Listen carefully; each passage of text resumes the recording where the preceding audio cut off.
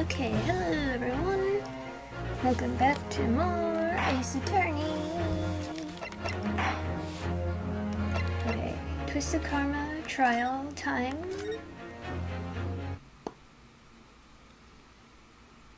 Mic check. I think we're good.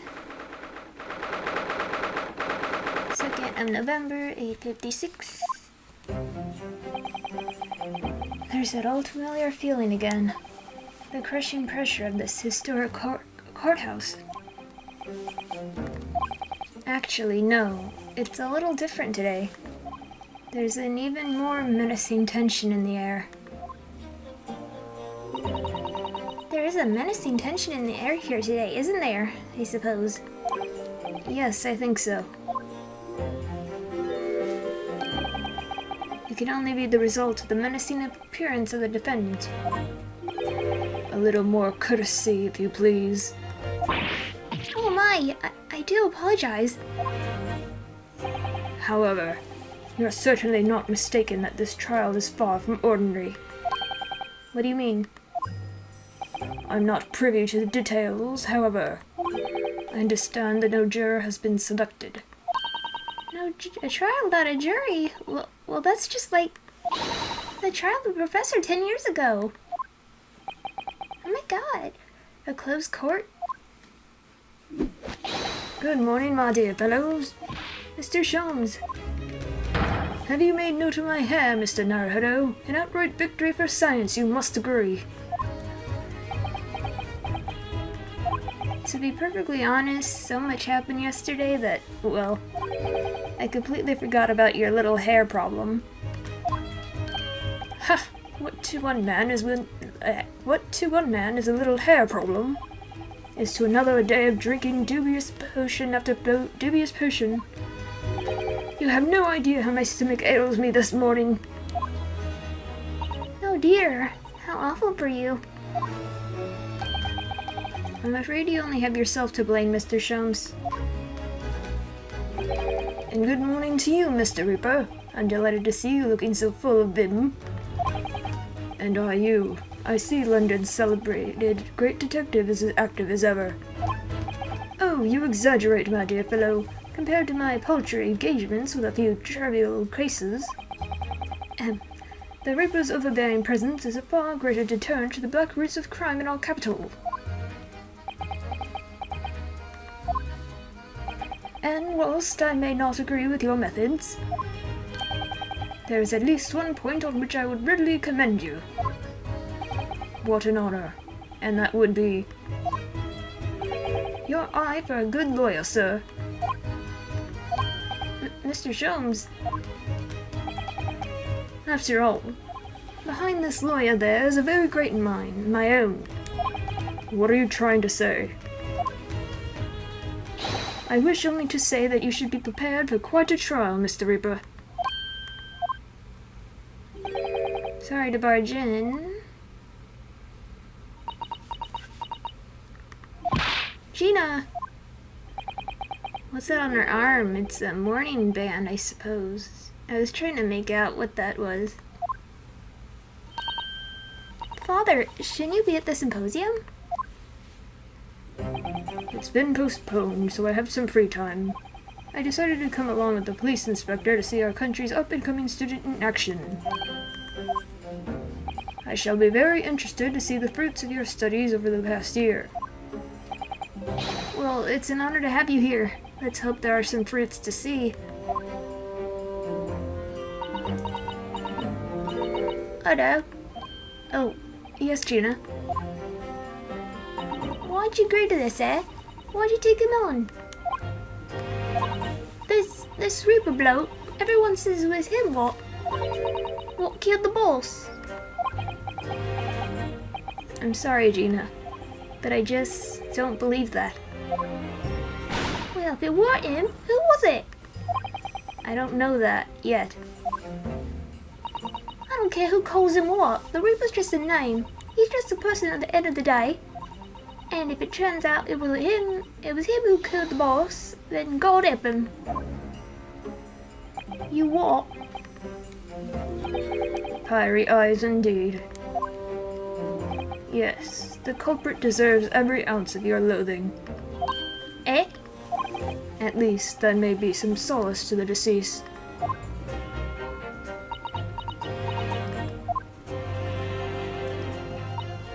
Please, oh no. Get whoever did this for the boss. Oh, Gina. I feeling this useless, but there's nothing I can do.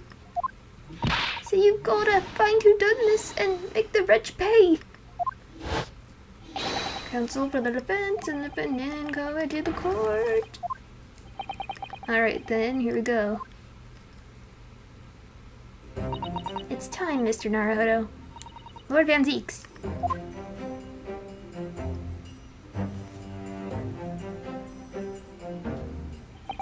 One who lost his treasured brother to a mass murderer. One who lost his treasured father in a foreign court of law. And one who lost the man who helped her escape destitution. All that misfortune, all that pain, on course to collide headlong in this trial. It's time to shine a light on all these dark events. And whatever truth is revealed, we're going to have to look it straight in the eye.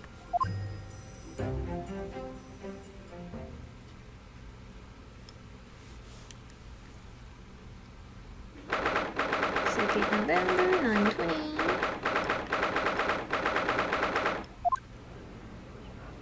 So one good thing is I don't have to deal with the jury nonsense.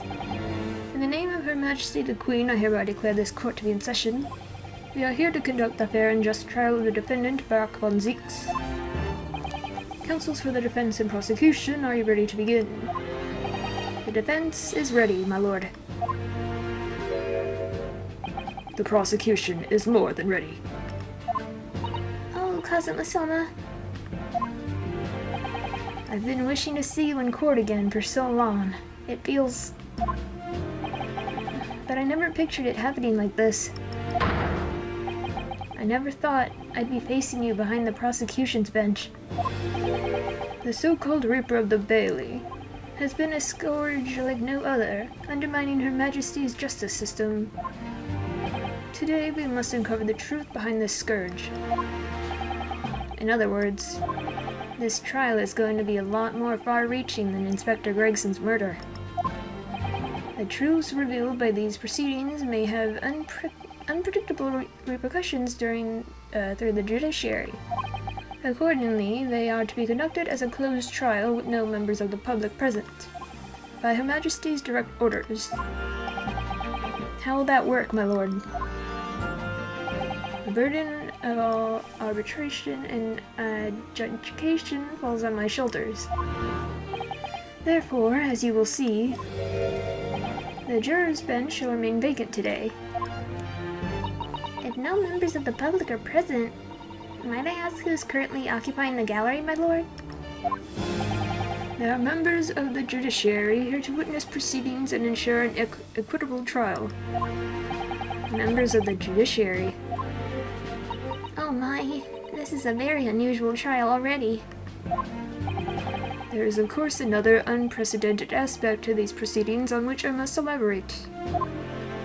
The counsels for the prosecution and the defense are both aliens of Great Britain. What? I believe it takes an outsider to see the truth sometimes. And as I stand here in this courtroom now, I'm quite certain. This is the reason why I had to come to Britain. Kazuma. Very well. Let us commence proceedings. Prosecutor Sogi, your opening statement, if you please. Certainly, my lord. The incident took place on the 1st of November, just after 5 o'clock in the afternoon. The location was a building of flats on Fresno Street on the outskirts of the city. The victim's body was discovered there in an old single-room rental property. Yes, Inspector Tobias Gregson, a name known very well indeed to this court. Not least for his miraculous resolution of one of this country's grimmest cases 10 years ago. The Professor case? How sure are you about the time of the incident?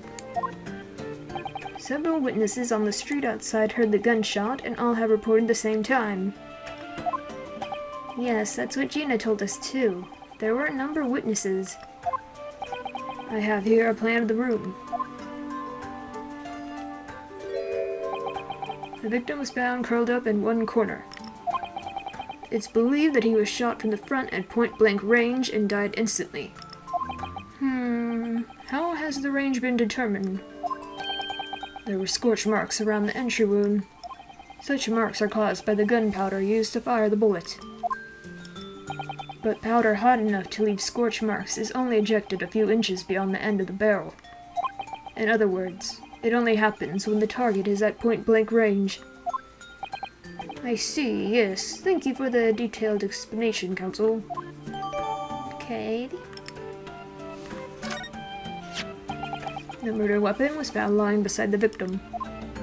And have you managed to ascertain the owner of the firearm? No, my lord. Not conclusively. Bravo, Kazuma-sama. We're not trying to use the gun as evidence when its provenance can't be proven. Furthermore, my lord, as I've explained, the revolver was fired at extremely close range. The bullet passed through the victim and struck the wall behind him. There's a candelabrum mounted on that wall, and the tip of one of the candles in it was found to have been blown off by the projectile. We noticed that too, didn't we? Yes, that's right. Thank you for the thorough report, Counsel. The setting of the crime is clear to me. You will submit the plan of the crime scene as evidence, please. As you wish, my lord. Okay. Is this Fresno Street Room Inspector Gregson's private abode? No, my lord. The room is rented to a Mr. Hugh Boone.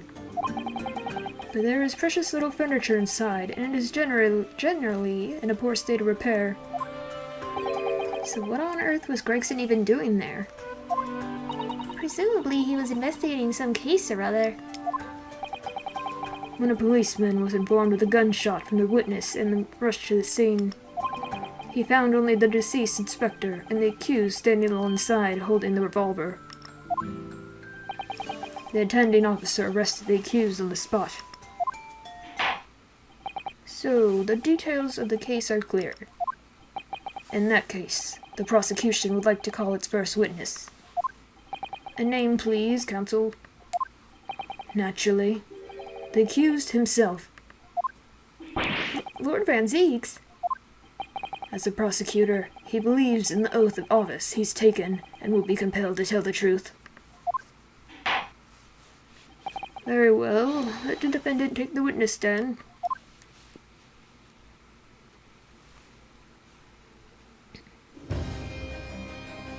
So, witness, state your name and occupation for the court. Barak von Zieks, Old Bailey prosecutor.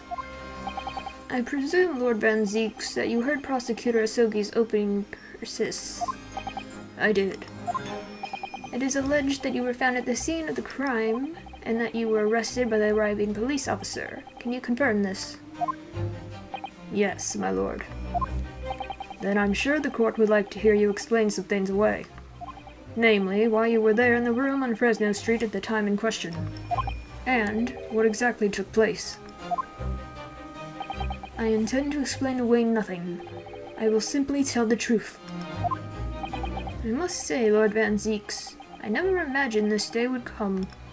Or rather, I didn't want to imagine it would come, but since you became known as the Reaper, a part of me has been dreading it.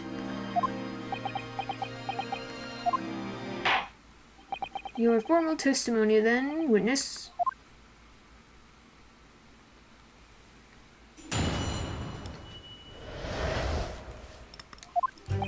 I was investigating Gregson, and my inquiries had led me to that address. When I first entered the room that day, it was dark inside and I saw no one. A moment later, I heard the gunshot. I spun around and saw a revolver on the floor. Just as I picked the firearm up to examine it, the door flew open and I heard a man scream. It was only then that the body of Inspector Gregson appeared before me. That testimony was the whole truth. It was. So, you heard a shot being fired in a room with no living occupants. And moments later, a corpse somehow appeared before your eyes. Is that it? You're right. You haven't explained away anything. In fact, that would barely qualify as an excuse. I thought you were my mute apprentice. Yet it turns out you have a way with words, Prosecutor Asogi. It would appear to be a singular tale indeed. Singular isn't the word. It's laughable. What's got into Kazuma? He's not behaving like himself at all. Very well, then. Counsel, you may begin your cross-examination. Yes, my lord.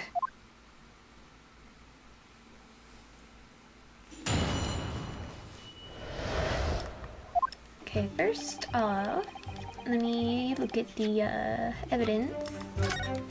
Okay. So this is like a table, I think. In a fireplace area. So, this door. It looks like it goes this way.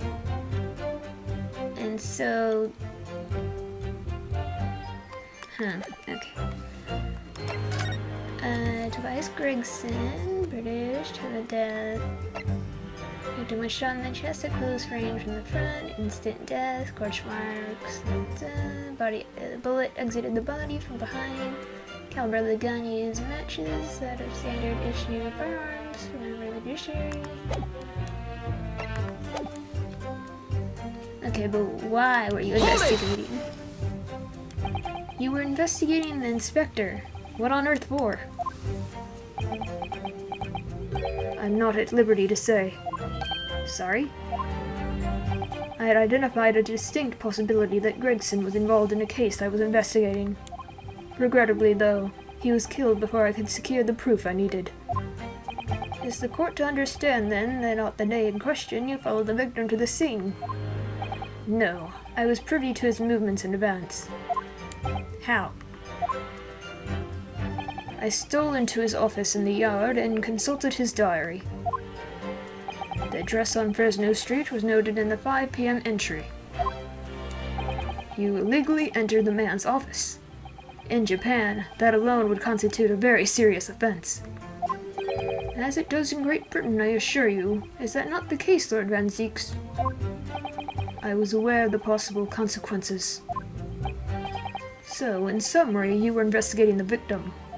And yet, you refused to tell the court why. I didn't realize British prosecutors enjoyed such freedom to choose what to divulge under oath. Ugh, why did I ever think I could defend this man? Okay, when I first entered the room, it was dark, okay. Had you ever been to the address before? No, never. I only learned of the place as a result of my investigations into Gregson's activities. There was no light inside when I entered, so it was all but impossible to make out anything. But at 5 p.m., the sun would only just have gone down. It would still have been reasonably light outside. The room has a window, but it was boarded shut. Very little light found its way into the room from outside, so it was extremely murky inside. I wouldn't have noticed if the victim was already lying on the floor. There was no artificial light in the room, you say? You're quite sure? I'm quite sure that the part of the room where the body was found was very dark. I have a feeling there was a small oil lamp burning on the desk, though I couldn't say for certain. Look, Mr. Naruhodo. There's a small desk in the room just here. Yes, I remember. And there was an oil lamp on it, as well as the framed photograph. When I entered the room, I closed the door behind me and started towards the desk to investigate. And what did you find? Nothing. I never actually reached the desk. A moment later, I heard the gunshots, went around, saw the revolver on the floor. Hold it! So, who fired the gun? I have no idea. I didn't see anybody else in the room. But you say it was very dark in there. Yes, that's right. All I can tell you is, I didn't sense another's presence. Aha, then could it be that the gunshot actually originated from somewhere outside the room? No, that's out of the question. Oh. Without doubt, the sound emanated from inside the room. I could smell the gunpowder. This is going from bad to worse.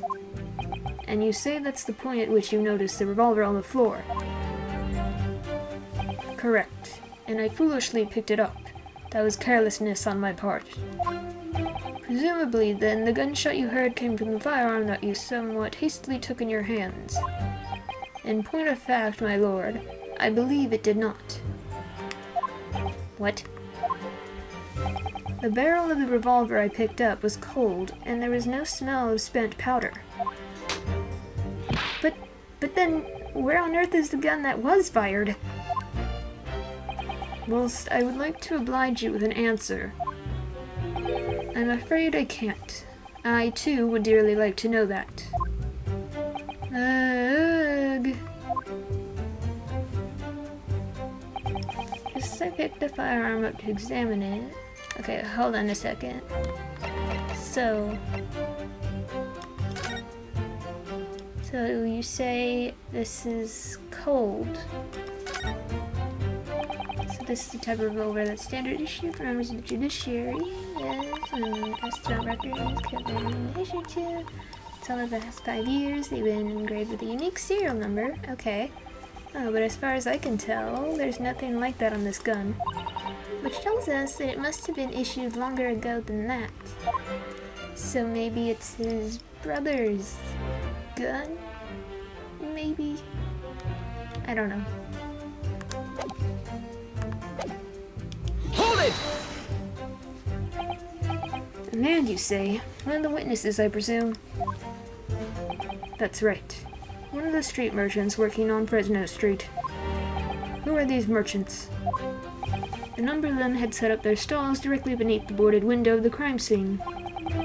A match seller, a newsmonger, and a peddler had all given statements saying they heard the gunshot. And without thought of danger, they ran inside to see what had happened. Yes, Gina told us about that yesterday, didn't she? They burst through the door with some force, it would seem. They did, and almost gave me a heart attack in the process. But you're supposed to be the Reaper. The first man to come in immediately noticed the revolver in my hand and fled. A policeman patrolling on Fresno Street heard the commotion, and was able to arrest the accused shortly after the incident occurred. Anyway, the man's scream drew my attention and then in that direction. It was only then that Body Inspector Gregson appeared before me. Hold it! What do you mean by that? In what way did the body appear? I honestly can't explain it, but it's the truth. As far as I was concerned, the body hadn't been there until that point, and then suddenly, there it was. Did you perhaps hear the sound of the victim falling to the ground just beforehand? At that moment, what I heard was the sound of the door flying open and the scream of the man who came inside first, nothing more. I see. After the man fled, I examined the body. I was stunned to find that it was Gregson. Most curious circumstances indeed. How the inspector was killed, or how his body seemed to appear out of nowhere, I have no idea. Objection! Calm down, Kazuma. Surely the court has heard enough. My lord, the cross-examination has clearly revealed that the accused, Barak Bamzix, is lying on multiple fronts. What is that supposed to mean? Good gracious, counsel. The defendant is lying, you say? In his testimony just now, he claims that he failed to notice the victim's body because the room was dark. That's correct. No, that's impossible. It's proven by this candelabrum. How does that prove anything? If you examine the tip of the long candle, you can see it's been blown off by a powerful impact. One would assume that the projectile from the firearm passed through the victim and struck the candle. The problem comes when you consider the other two candles, which are clearly of a different length. Yes, I could see that only the candle that appears to have been struck by the bullet is long. We could reasonably expect someone to have lit all three candles together, which begs the question of why only one has ended up longer than the others. That must be because that particular candle was extinguished when the others were still burning. Ah! That's right. When the candle was hit by the bullet, it obviously went out. But the other two candles would still have been burning, so the fact is, the victim's body would have been illuminated by the light still thrown by the candelabrum. And the accused claim that he couldn't see the body clearly contradicts those facts. And now, to the next lie. There's more? The accused also claims never to have visited the scene of the crime before. That's the truth. In that almost empty room, the police discovered something very unusual. A board covered from top to bottom in police documents and newspaper cuttings. Yes, that's right. We saw it too. It goes without saying that the contents of the police documents cannot be divulged, however. They included a number of reports from various historical cases, the oldest of which was from 10 years ago. 10 years ago. This is starting to sound familiar. And there's a common thread linking all the documents on that board. Indeed, what is this common thread, counsel? They all relate to cases prosecuted in court by Barak von Zeeks. All of them? And furthermore, all those cases are ones in which the defendant was acquitted. Good lord. Interestingly, none of those defendants are alive today, because all of them have been sent to their graves by the Reaper. Ah. Oh no.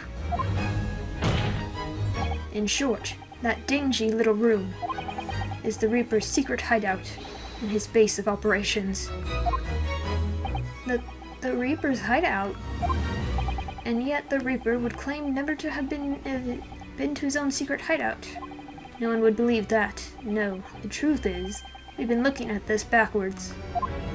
Backwards? Explain, counsel.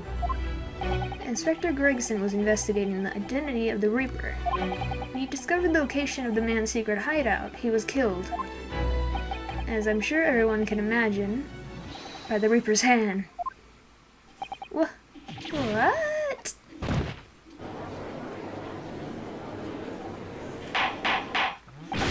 Order, order, order.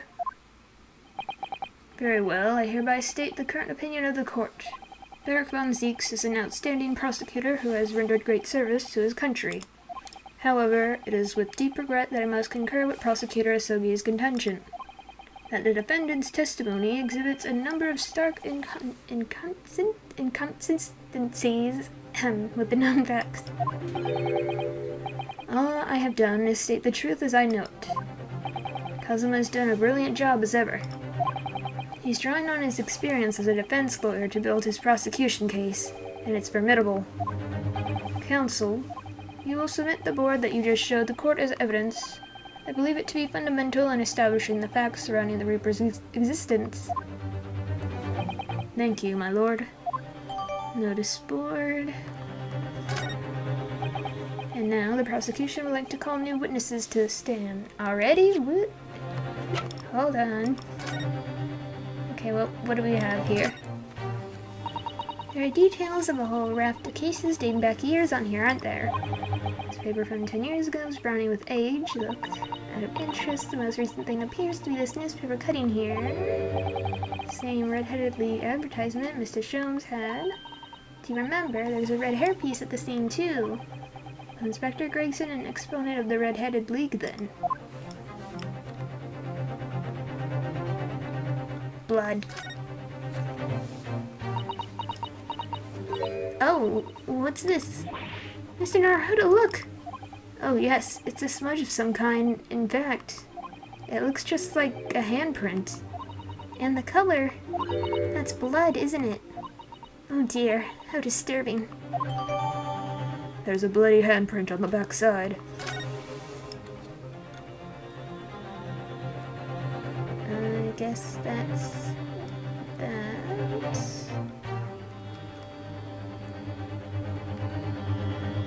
Okay, but why? Is that what the drawing, this thing? Yeah, I think that's where it was. Okay. So this is the notice board. How would a handprint be on the back of it? And in that position too. Witnesses who saw events unfold on a day in question. They were mentioned in the previous testimony too, if you remember. Yes, the street sellers who heard the gunshot and went running into the room. Very well, lead the witnesses in. The defendant may step down from the witness stand. Certainly, my lord.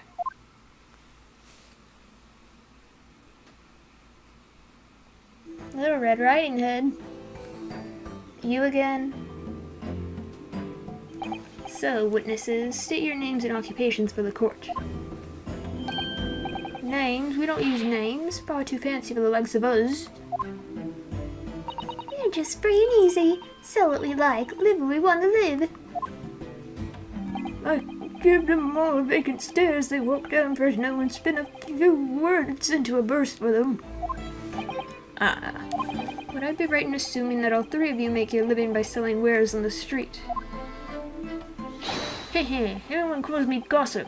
I sell jaunty little tidbits to passers-by, you know. Jaunty little tidbits. Got an absolute smasher for you, sir. Right up your ginnel, it is. A 6p is the price and not a penny less. Wait, you're actually trying to sell it to me now? Oh, come on, sir. Don't tell me you're not interested. Try the man. Give him the money and see what it is. Pay the man, counsel. Alright, 6p it is. You won't regret it, sir. Now, got your listening ears on? Just between us, a young couple on Slight Street had just had twins. I gave you money for that? Is that it? No, that's not it. It's gossip, isn't it? And in it, it wants to spread, but that bit's up to you in your mouth, of course. I've got more, you know. Want another juicy one? 6p apiece it is, if you're curious. I am curious, yes, about what's going on just under that fat bottom lip of yours. Namely that unusual bruise, or whatever it is, that's poking out from under your collar. What about the next witness, then? What name do you go by and what do you sell? Me? I'm Venus. That's what everyone calls me. Funny, innit? I sell these lovely little fireworks to all the local school kids. That's not good. 6p a pop, what'd you say? You weren't exaggerating with little. Do they actually sell? Oh yeah, the second years can't get enough of my Venus firecrackers. Especially when I tell them that if they get 100, they could blow up the school. Not the most savory of ideas, young lady. What'd you say then, eh? Want a pot with 6p for a pop? Wait, what? You want me to buy one? Tell you what, I'll let you in on a little secret. If you get 100 of them, you can blow up the whole courtroom. Try the woman. Give her the money and see if she's right. Pay the woman, counsel. Alright, I'll buy one. Lovely stuff. Right then, this is something a bit extra just for you. The Venus Special, only 600 pence. 600? It's 100 of my regular fireworks. Nothing little about that, is there? And there'd be nothing little about that punishment if I blew up the Old Bailey either. What? And the last witness, what name do you go by and what do you sell? Okay, let's take a look at this thing. They have no comment on it, apparently. Wait. Have you had an idea, Mr. Naruhodo? You're staring at the end of the string of fireworks. Sorry, it's just that it's the Venus Special. I was wondering what 600 pence worth of fireworks would sound like. Shall we find out? What?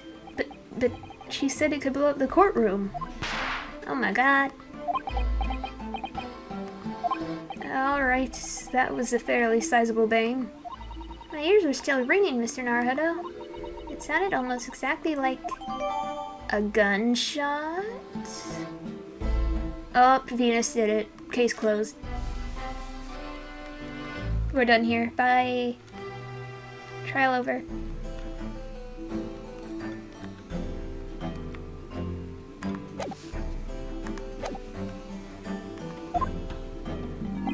I'm a thinker, me. Think all sorts of thoughts. I think, therefore I am, therefore I think. Because I stand there on the street, watching the world go on about me, they call me the Observer. Get out with it, oh man. Get out of it, everyone calls you Sandwich and you know it. So you don't actually sell anything. A problem shared is a problem halved, as they say. I give advice, I do, and think what it means. Hot... what? I don't actually sell anything, no, come to think of it. Pity. No more purchases today, please. Well, we have quite a cast here, it seems. They conduct their business on Fresno Street from morning until night, my lord. And always in the same place, directly adjacent to the crime scene. I see, and thus they heard the gunshot, I suppose. Not only that, but they very bravely ran inside to see what was going on and witness the crime. Well, I'll be begged, I thought, just between us. Mr. Milo, what am I to do? What a terrible thing I saw. What I think is, if what we see is light and shadow playing with our eyes, is any of it real? Very well. The court will hear the formal testimony of these three witnesses now. You will describe in detail what you witnessed and heard at the time of the incident.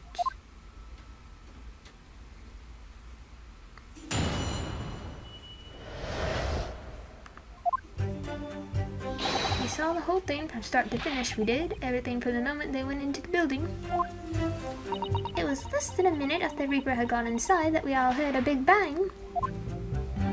Seems to me that quick to talk is quick to walk. Gossip couldn't wait to go and see what had happened. I ran into the room and there he was, the Reaper, gun in hand, standing over the dead body. I was scared half to death, me, so I ran off to find a copper. If these witnesses were there the whole day and saw everything, who did they see going inside the building? Only the victim, Inspector Gregson, and the accused, Barrick von Zeeks. I've seen pictures of the Reaper in the paper. I know what he looks like. And just between us, folk love stories like this. I made myself a tidy sum already. But wait, the room is just one of several flats in the building. Someone from another flat could have done it. All those flats on Fresno Street are unoccupied. Of course they are. They're small, damp, dirty, and expensive to boot. The room in which the inspector was found is the only property in the building that's currently leased. We know the leaseholder's name, don't we? It's Hugh Boone. Hugh Boone. Hugh Boone. Testimony the court has just heard would appear to leave little room for doubt. It's becoming increasingly difficult to see how anyone other than the defendant could have committed the crime. No! Thank you for your candor, my lord. Counsel for defense, you may proceed to cross-examine the witnesses. Yes, my lord. In a closed court like this, without a jury, the judge is the only person whose opinion matters. I have to break down this testimony. Somehow.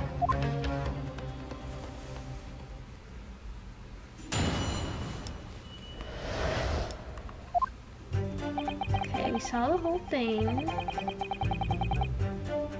Sure, there's probably nothing to add, but when you say they, who do you mean exactly? Inspector Gregson and the defendant, Lord Van Zeeks. I suppose so. The likes of us don't know the names of the high and mighty. But I'll tell you one thing, it was the Reaper that went in last, that's for sure and certain. Just behind Inspector Gregson. Do they arrive at the same time as each other? No, not at all. The first fellow must have gone inside a good 15 minutes before we heard that gunshot. The victim arrived 15 minutes before. Are you sure about that? Am I sure? Does it seem likely that I've forgotten a fellow with bright red hair like that, does it? Yeah, his hair was really well red, wasn't it? Redder than my flaming fireworks, even. That fiery red mop still burnt on the inside of my eyelids, it is. Wait a minute. You're saying the man was a redhead? Weren't you listening, chum? Aye, he was a redhead. And he had a big trunk with him as well. But Inspector Gregson's hair isn't red, not by any stretch of the imagination. It seems likely that the person you saw wasn't in fact Inspector Gregson at all, but some other third party. We know he had a wig on. No, I hate to break it to you, but the witnesses are correct. What? Just have a look at the photograph of the victim taken at the scene. Yes, that's Inspector Gregson, alright. And a red hairpiece. Of course! We saw one on the floor when we were investigating the scene, didn't we? I still refuse to believe Inspector Gregson wore a hairpiece, though. So then why on earth would he have been wearing something like that? The color does seem to suit the man, one might say. The photograph will be submitted as evidence, please, counsel. Okay. And what became of the trunk that the red-headed victim was supposedly carrying? I was informed that no trunk was found at the scene. So it just disappeared. What, do you expect us to have been watching the building every second, do you? We definitely saw him in the dock going in, though. No question about that. It was less than a minute after Reaper got inside, we all heard a big bang. By which presumably you mean the gunshot. I sell these little things, don't I? How would I know what a gunshot sounds like? But I've always thought it probably sounds a bit like this, doesn't it? And you say that you heard the noise almost as soon as you saw the defendant here enter the building? That's right, it was almost straight away. Bang it went, just like that. Well, he's the Reaper, ain't he? It's what the French call a accompli. When the Reaper's around, people are going to the ground. I mean, that's what he does, isn't it? I think we get the message. The Reaper couldn't allow the inspector to live after he discovered his secret hideout. There could be no clearer motive for the crime. Yes. It's certainly an eminently credible motive. Great. And at that point, you ran inside, is that correct? Seems to me that quick to talk's quick to walk. Hold it!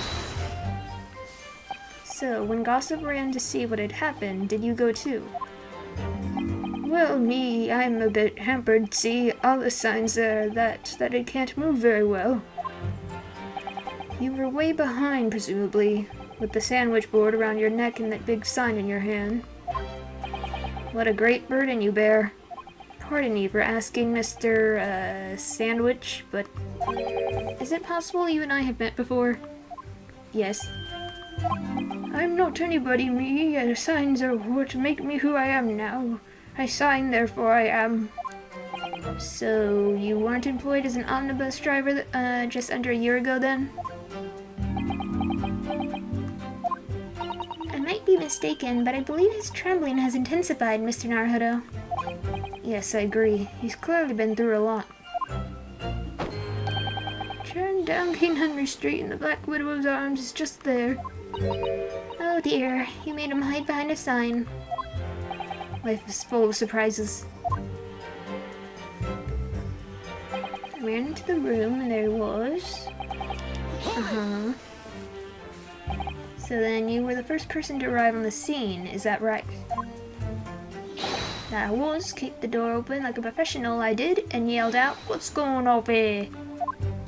Lord Van Zeeks claims all he heard was a man's scream, though. And was it dark inside the room? No, not dark at all. There were candles burning on the wall. Really?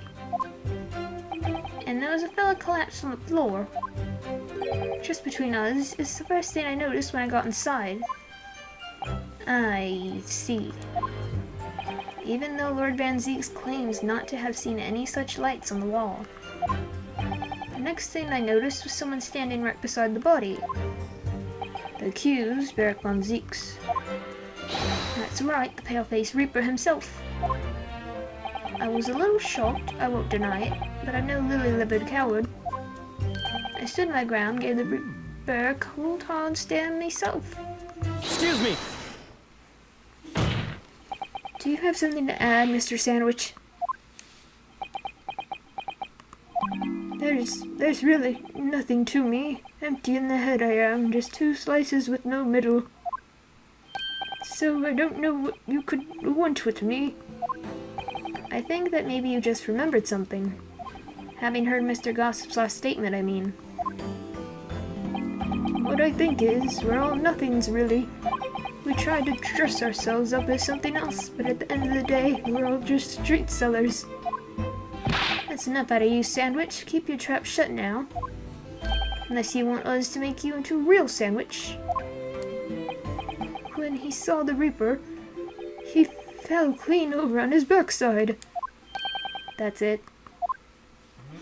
You rotten beggar. I told you to keep that a secret. He screamed, he did. Screamed and scrambled off on all fours. That's all I wanted to say. Mr. Gossip, is this true? The floor was dead slippery, that's why. Planted my hand on a filthy pool of blood, didn't I? Yeah. Oh, so that's your handprint? What? A pool of blood?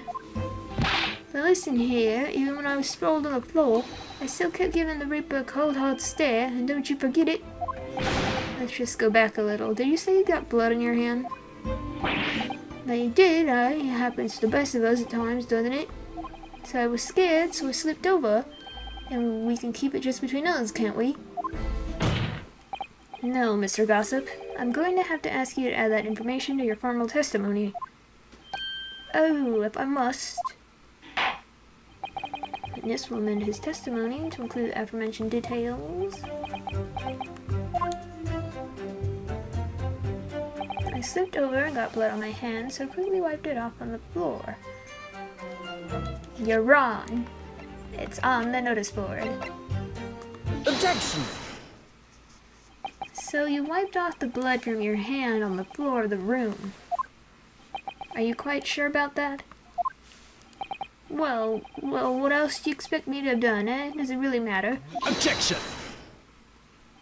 The police found no such handprint on the floor during their investigations.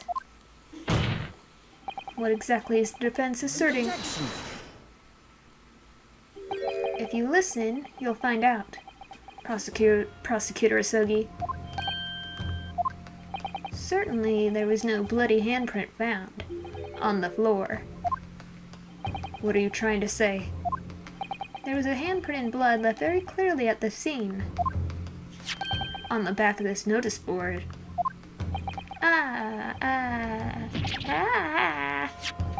Ah, yes, indeed. Indisputably a handprint in a distinctive color of blood. Ah, you're dead right. That's my right hand. I know it anywhere. Objection! The witness very definitely testified that he wiped his hand on the floor. Any handprints on the back of the board are irrelevant. Maybe the board fell on the floor, sir. Objection! Not if the board itself had fallen over onto the floor. In that case, it's quite possible for the witness's handprint to have ended up there. Just look at the floor plan of the room. The notice board was in the opposite corner of the room to the victim in an upright position. Even if it had somehow been toppled and was lying on the floor at the time, it would have been a considerable distance from the body. I fell over when I came across the body, so I was basically right here next to the corpse, not on the other side of the room. In other words, the defense's assertion is contradictory. Yes, it is. There's a very definite contradiction here, for which there must be a reason. I take it that you formulated a Potter hypothesis, counsel. Regarding this apparent discrepancy between the witness's account and the handprint found at the scene, I have, my lord. The discrepancy between the witness's account and the location of the handprint is explained by the board moving? Yes. The real contradiction here is the handprint itself, not where it was found. As the court can see, it's upside down. Good gracious, so it is. If the witness had put his hand against the board, the finger should be pointing upwards. What does this tell us? It tells one simple fact. When this handprint was made, the board must have been lying on the floor as I previously suggested. Which means that after the incident, it must have been moved. What? Objection! You're claiming that somebody moved the notice board after the shooting. Then tell the court who. I don't know that yet, but the point is, when you consider all the testimony we've heard so far, we can now be very clear on one point. And that would be the position of the notice board at the time of the incident, my lord. So, counsel, I must ask you to clarify your assertion to the court. At the time of the incident, where do you maintain the notice board was situated? Like here? Let's see. He was here, got hit, knocked in, and he said it was next to Bonnie. I don't know. Probably right here, yeah? Take that! This is the only possible location. Immediately adjacent to the doorway. If the court would think back to the testimony given by the defendant earlier, he said that when he entered the room, it was dark, and he couldn't see the body. Why, heck!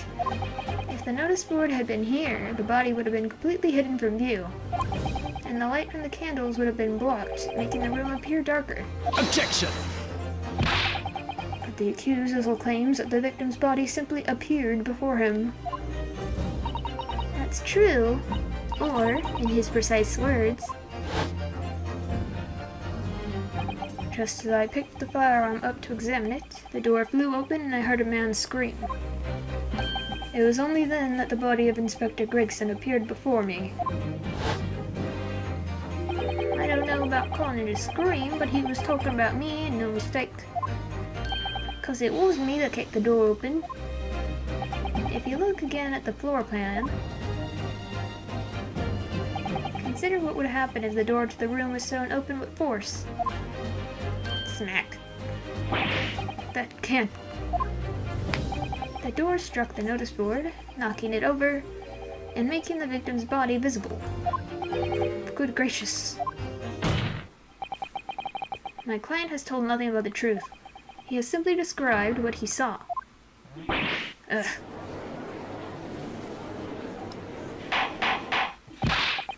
Order, order, counsel. How has this not come to light before now? After the incident, somebody must have righted the board and moved it into the position where the police, myself, and my colleagues saw it when investigating the room. Witness, what have you to say for yourself? What? Me, my lord. You and your fellows were there at the scene before anyone else. It goes without saying that you must know something about the position of the notice board.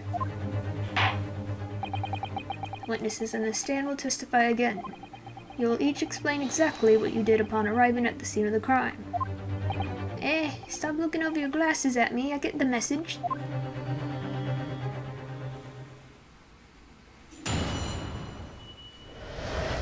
Okay. I don't know anything about the notice board. I just wrapped my hand on it, that's all.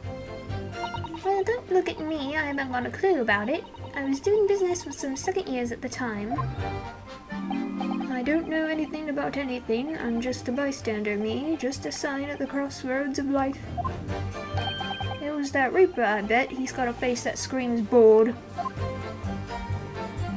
I can't see how this changes anything anyway. The detective still died when he heard the gunshot. So none of you can elaborate further. Shaken by the crime they witnessed, and with only the light of a few candles and an oil lamp by which to see, we can't expect these witnesses to be able to give a more precise account of what happened. That's right, yeah. It don't pay to expect too much. It's man's endless quest for knowledge that's destroying the world. That's what I think. Do you? Really? In any case, as this testimony shows, even if the notice board was moved by somebody following the incident, it makes no difference. When the gunshot ran out, the accused was the only person at the scene. In short, the only person who could possibly have committed this crime is Barrack von Zeeks. None of this wrangling over the board changes that simple fact. Quite so, quite so. Does the defense still wish to cross-examine the witnesses despite the circumstances? Most certainly, my lord. Very well. Then you may proceed, counsel.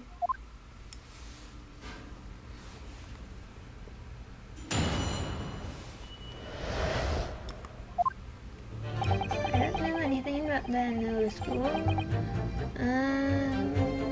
Hold it! So you meant that it was the board you wiped your bloody hand on? Admit it, what's to admit? It's there plain as day for all to see, smashing print in my right hand. Perhaps you wanted to hide that handprint. So you righted the notice board and pushed it into the corner, did you? No, no, imagine the weight of that great lump. Do I look like a powerful and well-nurtured man? Well, did you see anybody else moving the board? I've got nerves of steel, I can tell you, but even I have my limits. There was a body on the floor in front of me, and the Grim Reaper himself standing over it. And there was precious little light inside, either. My bottom lip was all quiver. In other words, the witness is unable to give definite testimony on the point. Definite testimony. Yes, so it would seem. Okay, you're useless. Don't look at me, I haven't got a clue. I'm selling some drugs. Hold it! When you say you were doing business with them, you mean you were selling them fireworks? Yeah, what else? There's the Priory School just around the corner, you see. Those cheeky little so-and-sos have got a plan to blow their school to kingdom come. So I've been telling on them, letting the teachers know what they're up to. Oh, you have? Yeah, I wouldn't want anyone to get hurt, so I let the school know the kids are playing with dodgy toys. Then, praise the Lord, the teachers take all the fireworks off them. And then, praise the Lord again, the kids all come back to me to buy more. Everyone's happy, see? What a racket. course, and sometimes the teachers give me a little bonus to thank me for letting them know. It's a busy old life selling explosives. Venus is a skillful goddess indeed. Well, telling barefaced lies is kind of my thing, really. I'm ever so good at it. Excuse me. Something wrong, Mr. Sandwich. If I said it was, could we just leave it at that? Would that be the end of it? No. Did Miss Venus's statement just now bring something to mind, perhaps?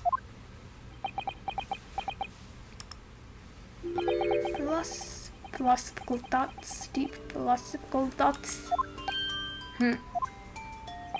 Let's say there is a great liar. And the great liar said, without batting an eye, telling barefaced lies is kind of my thing, I'm ever so good at it. Would those words of hers be a lie too, or the truth, in which case she's not a liar? Oh, that's a hellish paradox, that one, don't you think? I'm not entirely sure, to be honest, but it seems to me you're suggesting Miss Venus has been lying, are you?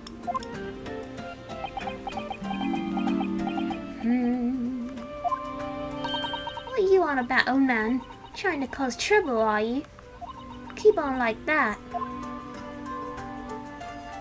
And I'll wrap your whole body in firecrackers and set them off. That'll give you something to tremble about. You have a startling, disturbing mind behind the sweet and innocent face, young lady. So, Miss Venus has lied in her testimony. Is that what you're saying, Mr. Sandwich?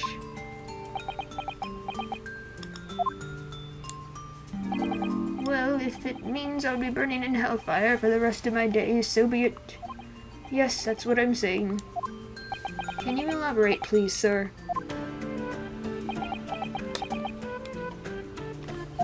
Old Blabbermouth here headed for the room where the gunshot seemed to come from. But there was somebody else who crept up the stairs behind him, too. That's right. That rotten lie over there. Hehe.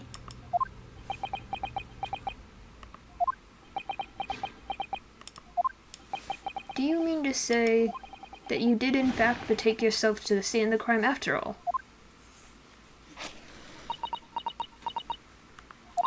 What did I tell you, eh? I said I was good at telling barefaced lies, didn't I? Yes, you mentioned it. Well, that revelation rocked the whole courtroom, didn't it? Who knew firecrackers packed such a punch?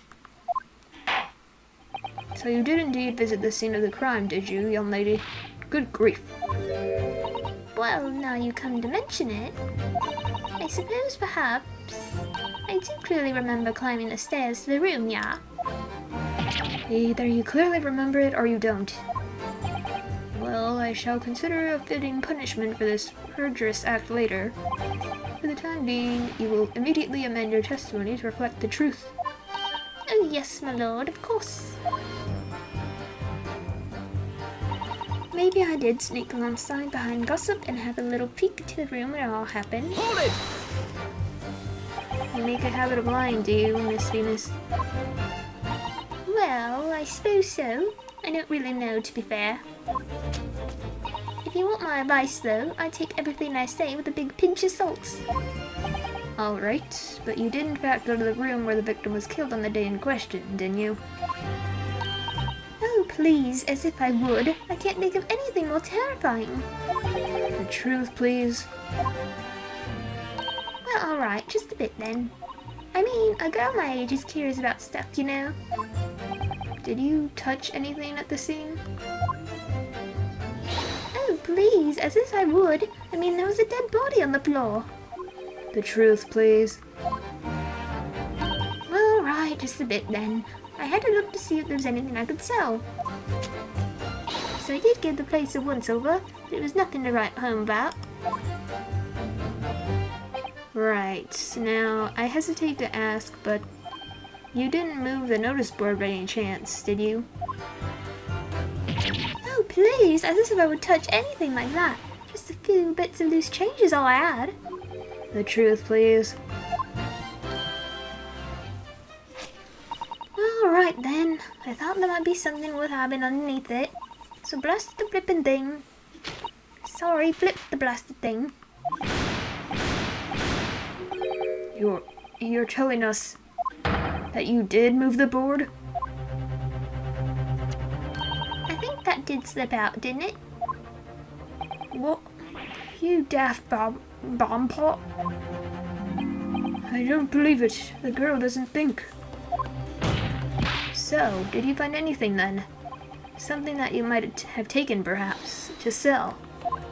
Oh, please, I should be so lucky in my The truth now! I might have found this old pocket watch under the notice board, suppose. But a bit of junk like this can't be worth much if you act. Ah! Oh, hi, Gina. So it was you, was it? You're the one who took it. What took it? Gina? Young lady, may I remind you where you are?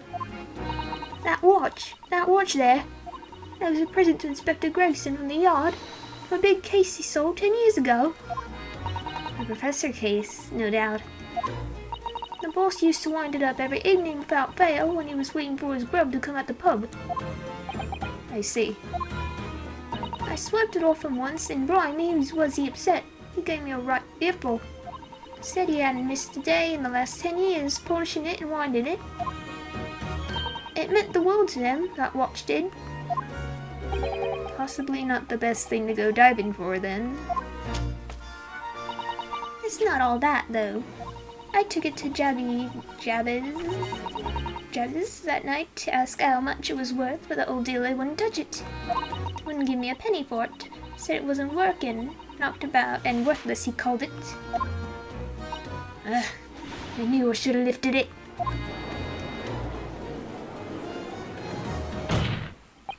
That watch must be submitted as evidence at once. Oh, please, just so long as you promise to give it back when you're done. Not a chance. I'll swipe it off you if you try to get your grubby mitts on it again. That's enough. Hand the watch to the bailiff forthwith. Now, children, watch your manners. Good lord. The glass appears to be broken. More than likely, it shattered when the inspector was shot. It doesn't tick anymore either. Which is why Jabez didn't want it. What a waste, Yes, indeed. It appears to have stopped at the hour of 5. Exactly when the gunshot was heard then. Which supports the prosecution's claim, of course. Gregson's pocket watch. Well, it would appear that the mystery of the moving notice board has been solved.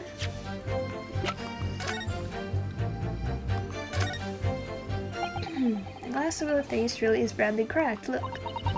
It's a shame. The inspector clearly looked at it so carefully.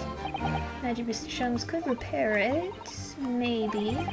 He's very adept at things like this. A useful man to have around, in fact. But kindly remember he's a great detective, Mr. Naruhodo, not an odd job man. What's this? Oh, policeman! There's a tiny little keyhole here, can you see? Oh yes, that's probably where the winder used to wind up the mechanism. It looks a little unusual, don't you think? Yes, you need just the right key to wind it, I imagine. The policeman! Why do I feel as though I've seen something? Something a bit like a key that's about the right size to fit in this hole. It would be wonderful if we had the key. Let's check carefully over what we've already found.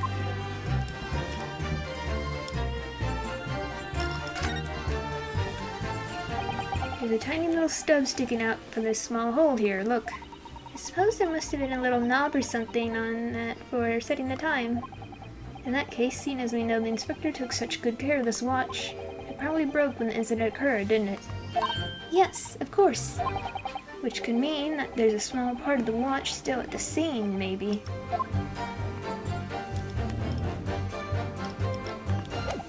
Okay, policeman, yes. Helmet the shrine, where's the wind?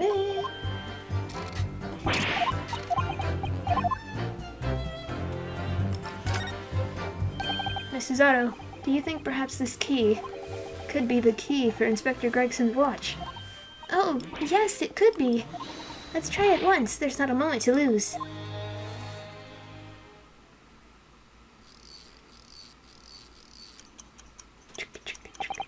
I knew it. A perfect fit.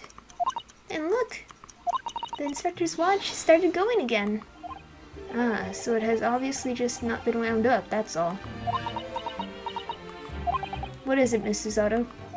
Well, if the watch isn't actually broken after all, I have a feeling it could have profound implications. She's deep in thought now. Perhaps I'd better start thinking deeply, too.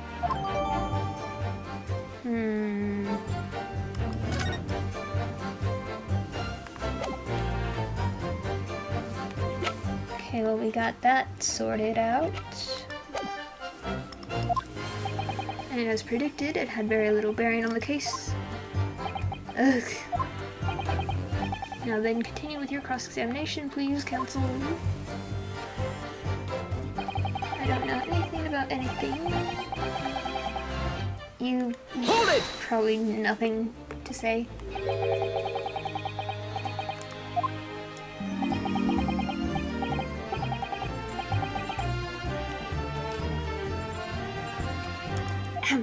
Fresno Street's my whole world, to make it my business. Yeah, I signed up high, so I did go to see what had happened. It's not the destination that's important, it's how you get there, isn't it? Did you notice the notice board in the room? If you think about it, we're both the same species, aren't we? Both different members of the sign family. So if I'd spotted it, I might have tried to trip it up out of sense of rivalry, I admit. Someone really needs to tell you that you're Homo sapiens, not Homo sinians. Does that mean that you didn't notice the board? I can only repeat what I said before. I don't know anything about anything. I'm just a bystander, me. Just a sign at the crossroads of life. In which case, just who was responsible for moving the notice board? We already cleared that up. It was the Reaper.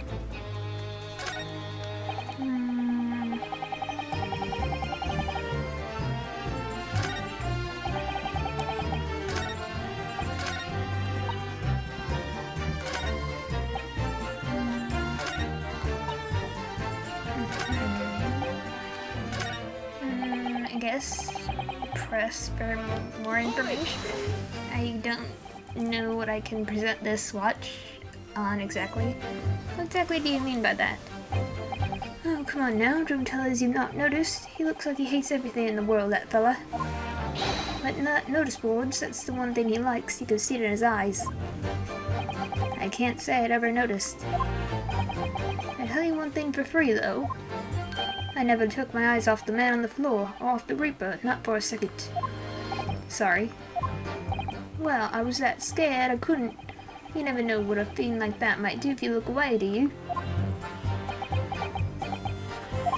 If you didn't take your eyes off the defendant, you should be able to confirm categorically whether or not he was the one who moved the notice board.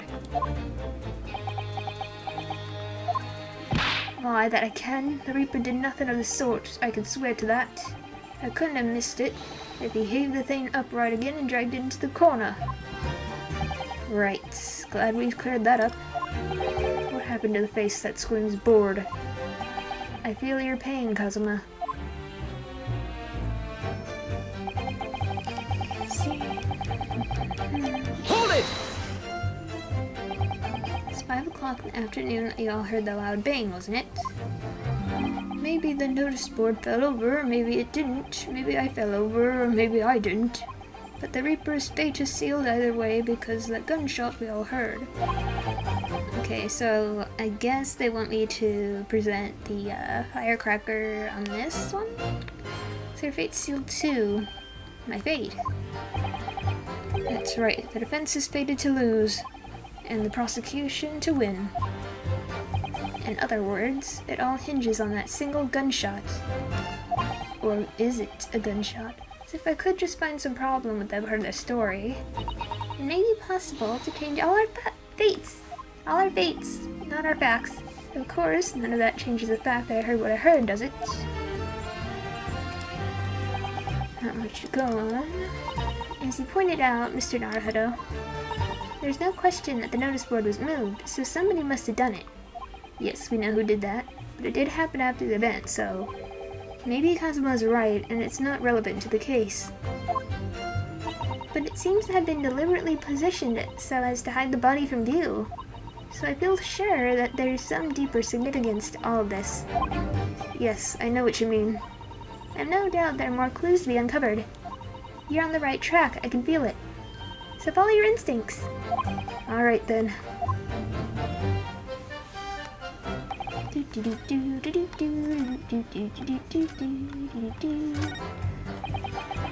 you use anything? Gunshot. Tracker. Objection!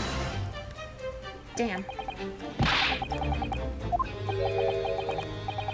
Okay, not that.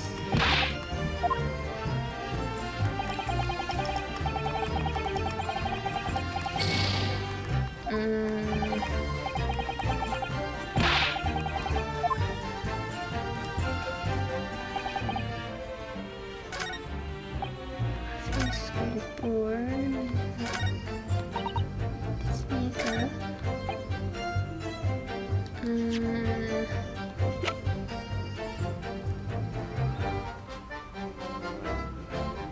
And the watch, maybe?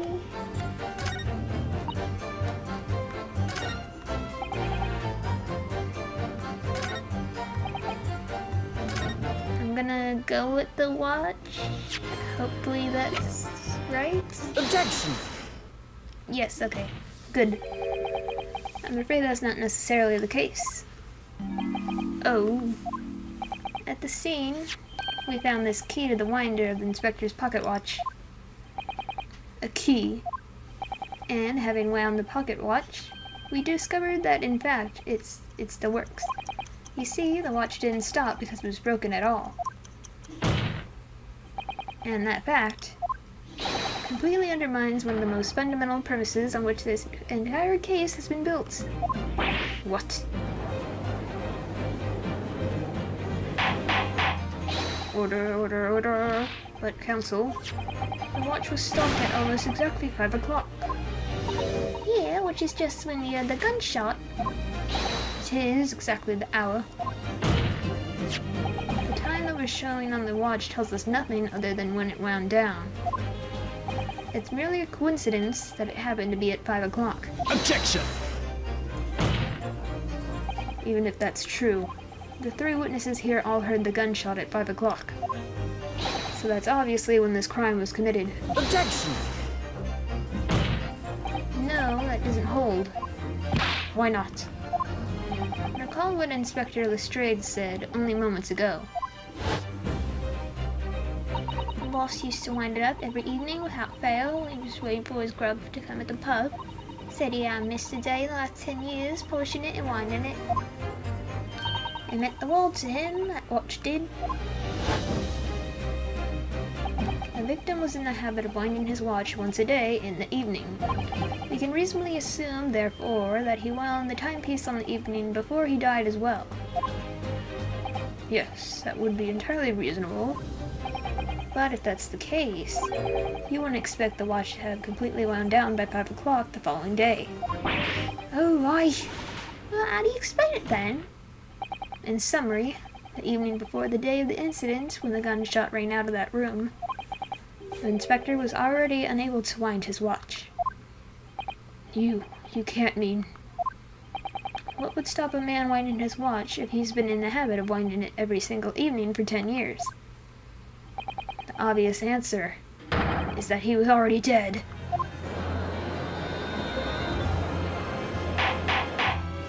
Order, order, counsel, this is a most extraordinary claim. Objection! Extraordinary isn't the word, it's absurd. You claim he was already dead the night before. Do you really think that Scotland Yard's coroner would have overlooked something like that? On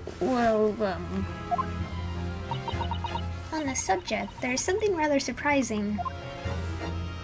There's actually an omission in the coroner's report. The time of death is not noted. That's right. Wait a minute, you're forgetting that my legs went from under me when I kicked the door in. What do you mean? Like I said, I planted my hand in a dirty great puddle of blood. Yes. So the victim's blood hadn't dried, it was fresh. He catches on fast, doesn't he? Objection! But the blood could be explained in any number of ways. It could have been put there afterwards. Some fresh blood could have been poured over the victim's body after he... Does my learned friend think the fresh blood is available on every street corner? Well, it needn't necessarily have been human blood, of course. We've been told previously that Scotland Yard has no way to identify blood as human. The problem is currently being researched. At present, you are correct. It is beyond our abilities. So then, a chicken's blood could have been used, for example. It's certainly a possibility that it wasn't the inspector's blood at all. Objection! But the gunshot was heard at 5 o'clock that afternoon. That's beyond question. Is it, though? What? Given that the time of death of the victim has already been called into question, it isn't beyond the realms of possibility that what these witnesses heard wasn't a gunshot at all, but a firecracker. Oh, please, what are you trying to say? There's a lot note we heard, and it was a loud bang that came from that there room. Now you listen to me, a street seller's ears are his livelihood. Why do you have a whip? I don't doubt your ears, sir, but all you can state with certainty is that you heard a noise. Explain yourself then, counsel. A noise that sounds like a gunshot could have been made with... firecracker. Take that! Something like this. The culprit could have set off one of these to fake a gunshot. Good gracious. The very fireworks that are sold by the witness. Now hold on a minute. Are you saying I did it? My pretty little firecrackers only make a little pop anyway, see? Not 100 of them together. The Venus special that you sell for 600 pennies sounds like this. As the court can now attest, it sounds very much like a gunshot, in fact. You're trying to suggest that someone set one of those fireworks off at the scene. I'm suggesting that somebody knew the defendant was in the room at 5 that day, and sought to implicate him by creating a sound like a gunshot for those peddlers on Fresno Street to hear. Objection! But even the accused himself has testified that he saw no one else in the room at the time. Whether it was a gun or a firecracker, the only person present to cause that bang was Barrick von Zeeks. One whiff of a match and my firecrackers go pop. See, it's why people like them. I fear for your fingers, young lady. Objection! Recently, during my time here in Britain, I've learned of a very useful invention indeed. Something called a time bomb.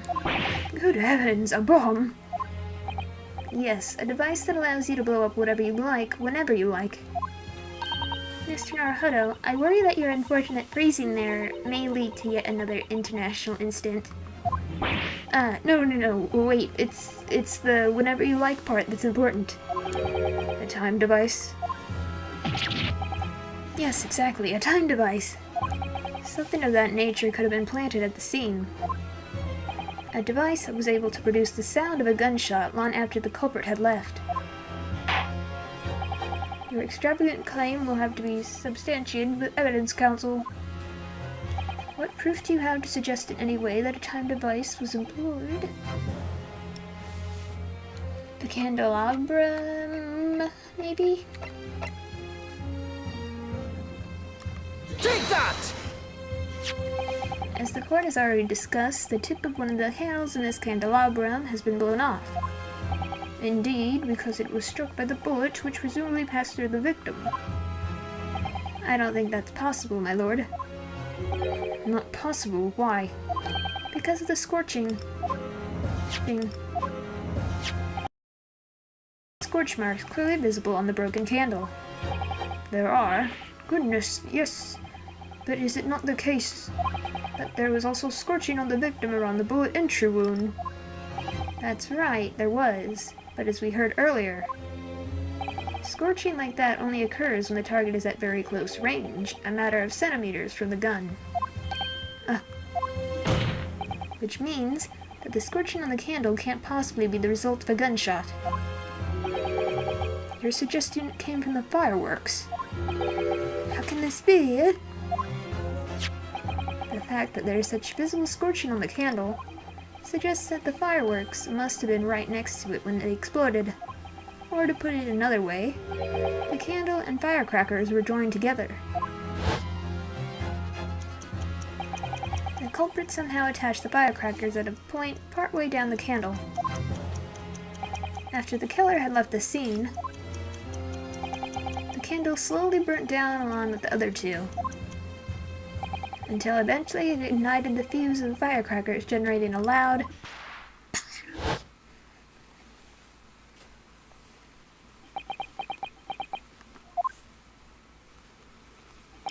and that is how these three witnesses came to believe they'd heard a gunshot at 5 o'clock.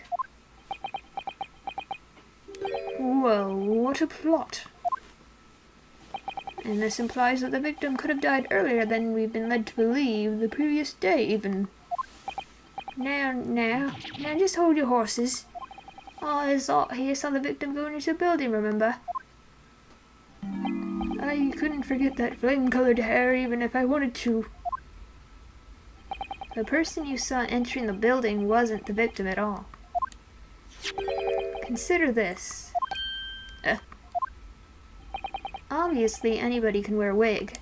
So the person that these witnesses saw entering the building 15 minutes before the incident occurred could easily have been someone else entirely wearing the red hairpiece. Someone else? Do you mean to say? It was the same person who contrived the firecracker trick. In other words, Inspector Gregson's killer. Ha ha ha ha ha ha. Oh, very impressive, Runosuke Naruhodo. Kazuma? I'm really quite amazed you've come this far. But after all, wasn't I the one who told you that you had all the makings of a great defense lawyer? I also noted the lack of a time of death in this report, a stark omission. But as far as I'm concerned, this whole country's justice system leaves a lot to be desired.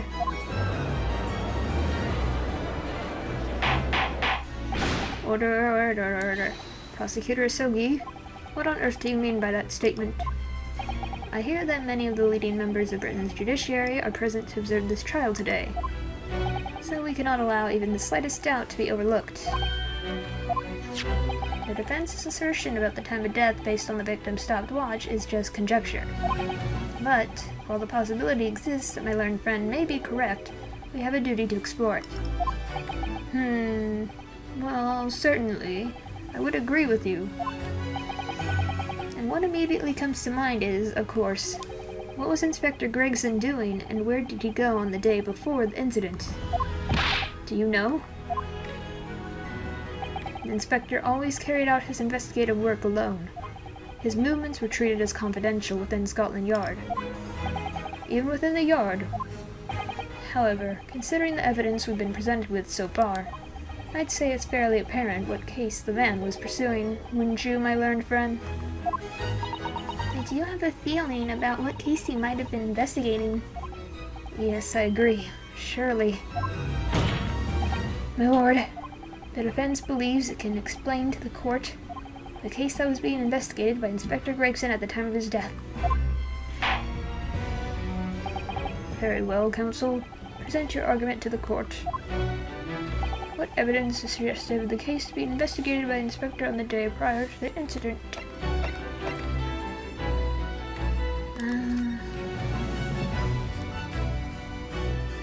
Does this have a date on it?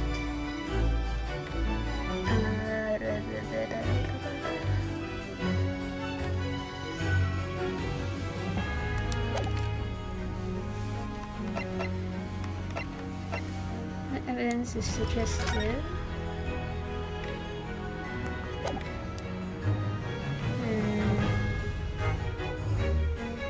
Maybe?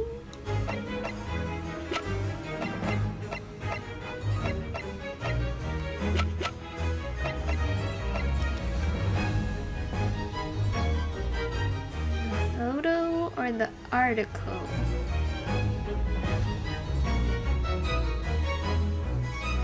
Oh, it says suspicious, so probably this? Take that! I believe this red hairpiece points to the answer. We might assume it was part of a disguise used to carry out an undercover investigation.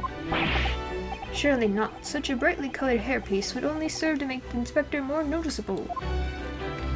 Yes, that's quite true. It would definitely have made him stand out in a crowd. Except, that is, in a crowd of gentlemen from the Red-Headed League. The Red-Headed League? So, you'd already worked it out. What on earth is this all about? Is there such an extraordinary league of gentlemen? The Red-Headed League is currently under investigation for a grand deception. A deception of what nature, Council? They've been targeting red-headed men across all of London and tricking them out of small sums of money. 2 men were arrested for the misdemeanor only yesterday, in fact. My lord, the defense calls for those 2 men to be summoned at once. The 2 redheads?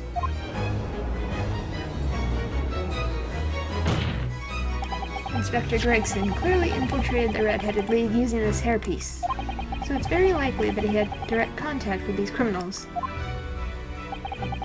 And it's quite possible that such contact led to more serious events.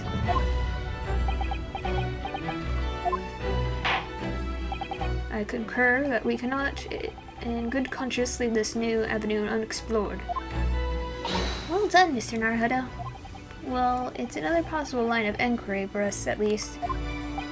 The prosecution will make immediate arrangements for the charged men to appear.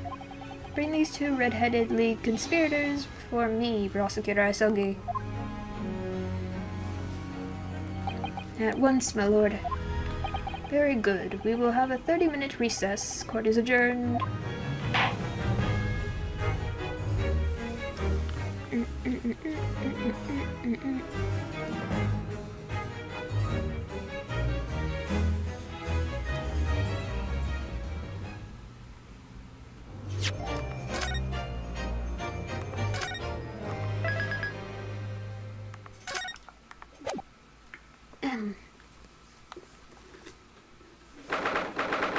Second of November, 12:33.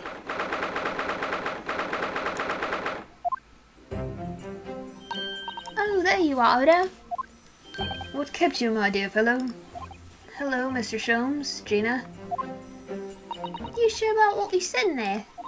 That the boss, you know, actually died the day before. It's pretty hard to swallow. Yes, I was shocked by the revelation too, Gina. I'm sorry. As was I, possibly more shocked than both of you. It's not a competition, Mr. Sholmes, but I was more shocked than all of you put together. This is the autopsy report in question, is it? Yes, it's strange that there's no time of death noted. I suppose there's a simple explanation, or perhaps it was a deliberate omission. Oh dear, if it was deliberate, it puts me in mind of the last case we worked on, and Dr. Sid. I know. Anyway, it seems that on the day before Lord Van Zeeks discovered his body, Inspector Gregson was investigating the Red-Headed League, so perhaps something happened with them. Come to think of it, you had trouble with those League men too, didn't you, Mr. Sholmes? You were taken in by their trick. No. Naturally, I wasn't taken in, as you put it. My sleuth-hound interest was merely piqued slightly by the rare scent of a weekly £4 income. And that scent masked the underlying scent of deception, I suppose. The two criminals in question are the pair we saw being arrested yesterday, aren't they? In Mr. Shum's suite, I mean. That's right, Suze. And it was me what took 'em in. Thanks to a tip-off by a good law-abiding citizen. Indeed, yours truly. So it's going to be that pair in the witness stand next, is it? Something doesn't quite make sense to me, though. The day before Inspector Gregson was found, you hadn't had trouble with the Red-Headed League yet, had you? Why would the inspector have been investigating them? Well, the likely explanation would be that Gregson's own sleuth-hound interest was piqued by the rare scent of a weekly 4-pound income. Don't tie him with the same brush as you, Sholmes. Yes, well... Then there's the whole issue of Inspector Gregson being investigated by Lord Van Zeeks for some reason. The Reaper, the Red-Headed League, Inspector Gregson, Lord Van Zeeks, and Kazuma. I feel as though he knew we'd arrive at this point somehow. Gosh, I think you're right. What's he really trying to achieve here today? All the answers will soon be revealed. Observe the time, my dear fellow. This recess will be over very shortly. Yes, you're right. Kazuma was determined that he should be the one to prosecute this trial. And he was determined that I should take the defense. Just what is it that he's hoping to make me see, I wonder? I get the feeling we're a long way from the end of this trial yet. Are you ready then, Mrs. Otto? Yes.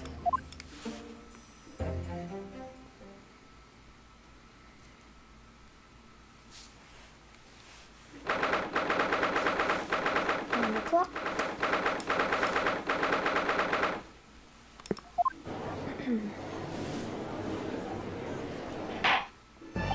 In the name of Her Majesty the Queen, I hereby declare this court to be in session again.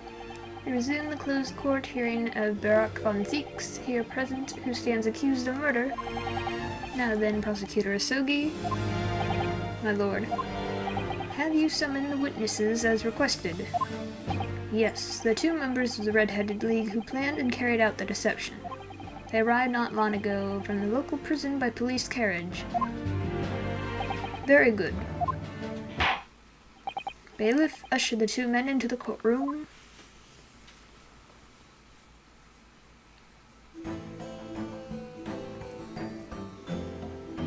These two men are currently being held by the police on suspicion of attempted extortion. You may omit your occupations, but state your names now for the court. I am Fabien de Rousseau, a descendant from the great de Rousseau family from Nice in France. And my name is Peppino de Rosti.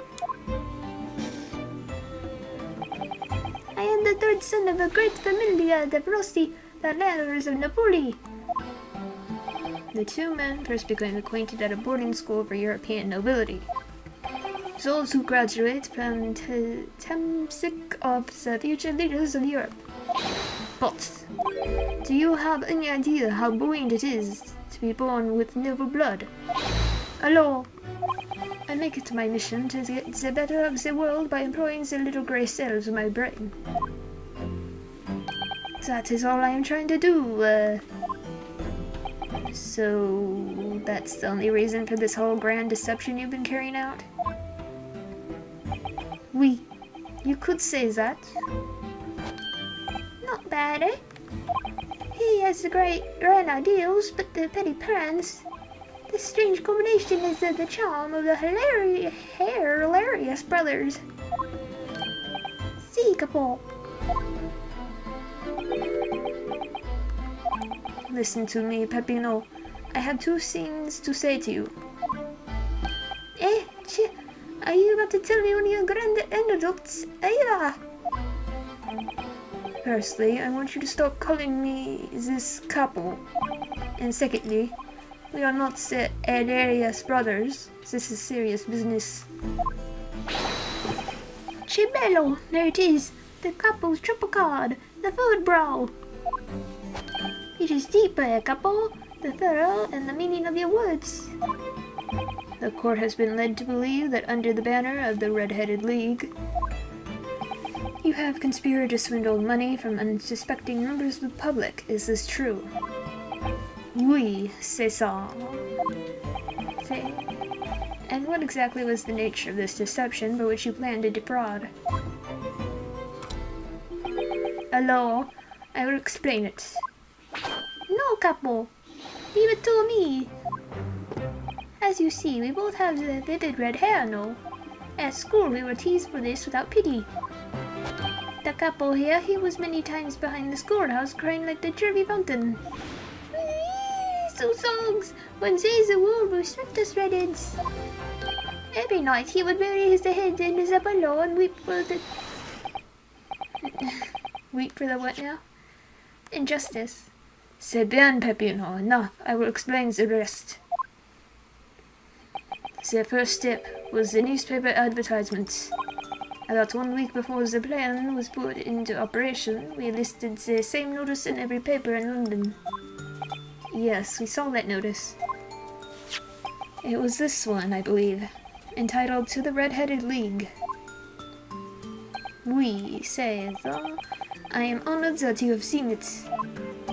It states that the only condition for joining the league is having flame-colored hair, and that if you satisfy the interview panel and are admitted into the league, you could receive a weekly income of £4. On the date specified, red-headed hopefuls gathered in droves at a park specified in the advertisement, and from each person present, this pair took an application fee of 5 shillings. And with the money to France, it was a plan most elegant, no? No, it was most dishonorable. But to be frank, I'm stunned anybody was foolish enough to be taken in by such an obvious trick. The park was described by one witness as choked with red-headed folk like a coaster's orange barrel. And the day on which all these men gathered to apply was the day before the victim was discovered. Crucially, these 2 men spoke face to face with every single person present that day. Oui, I have seen more red-headed people in one day than I will see in the rest of my life. See, and now, every time I see the couple's hair, I feel sick to my stomach. Anyway, why have we been summoned here today? Sorry. The date for our trial was not until tomorrow, I was told. Naturally, neither of these men have been told any details about this trial. They've only been shown this photograph. Very good. So, Mr. de Rousseau and Mr. de Rossi, you will now give your formal testimony to the court on the subject of the gentleman pictured in this photograph. Of course, we are always ready to help with the law.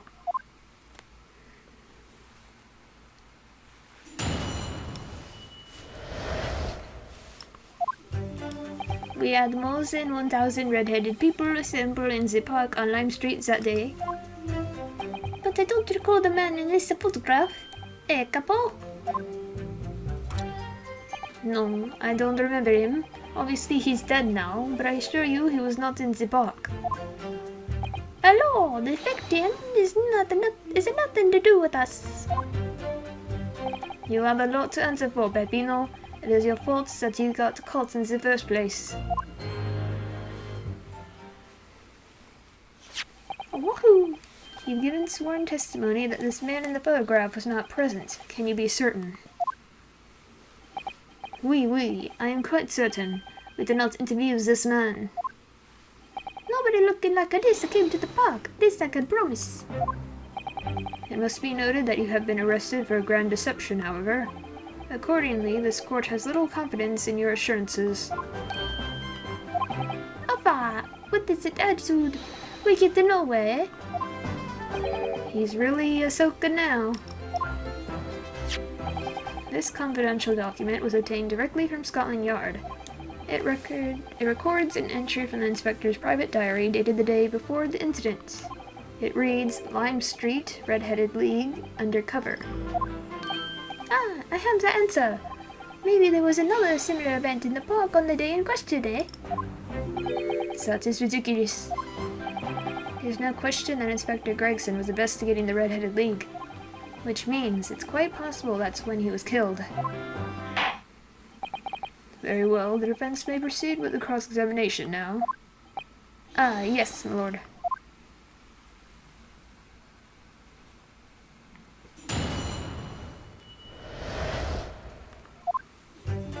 Alright, we had more than 1,000 red-headed people.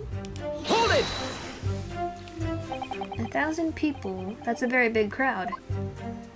It was quite a spectacle. Redheads had come from all over the capital.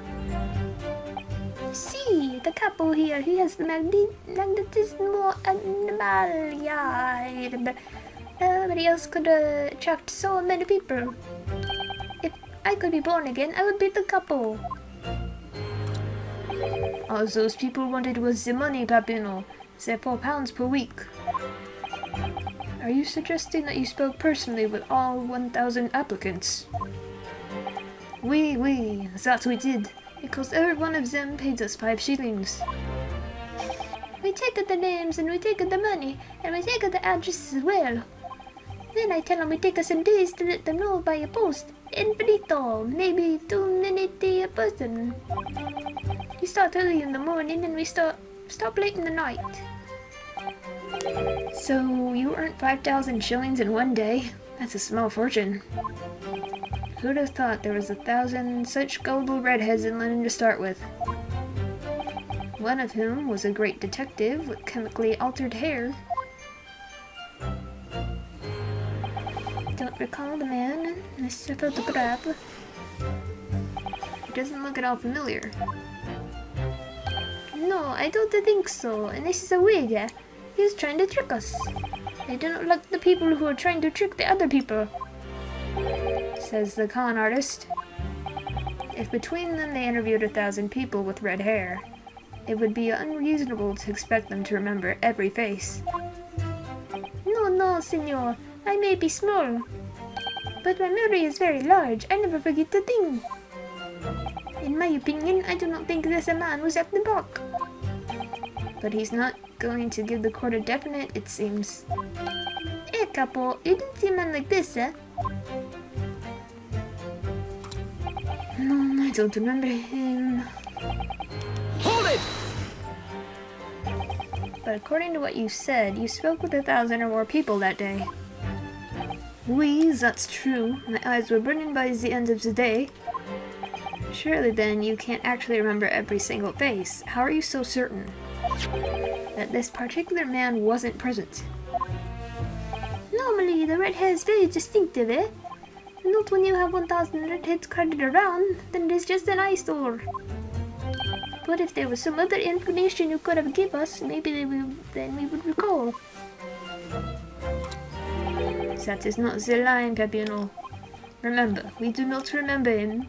We are sure of that fact, huh? As there was a man with a red hairpiece, but his moustache did not match the color, then I do not think I could have forgotten him. Kazuma said these two had only been shown that photograph, and they would tell nothing else at all. But what if I fed them just one other detail about the victim? For example,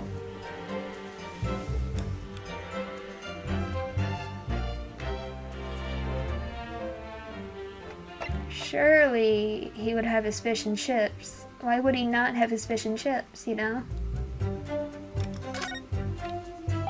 I can certainly appreciate that just knowing the man had red hair wouldn't help you remember in this situation.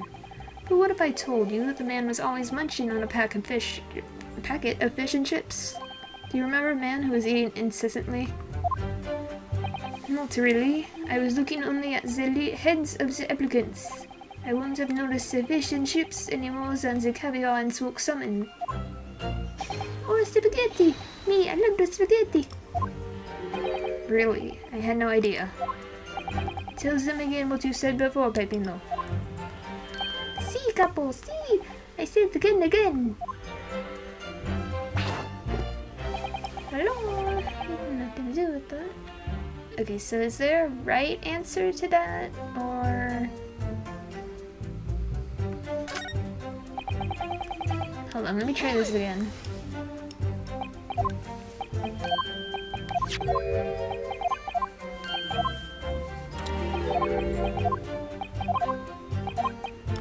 His name, maybe?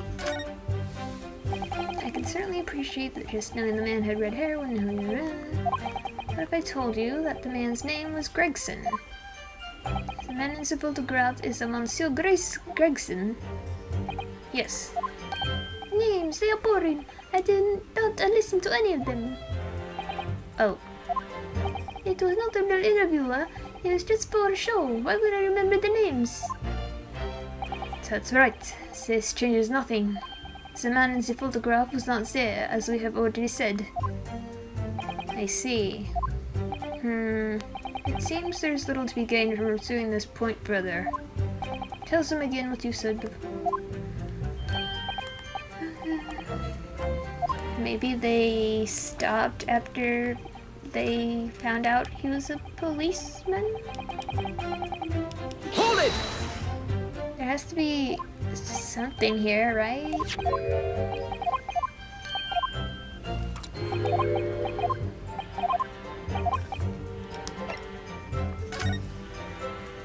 I can certainly appreciate. What if I told you a man in a red hairpiece was actually a detective? The man is a photograph, a detective. Yes.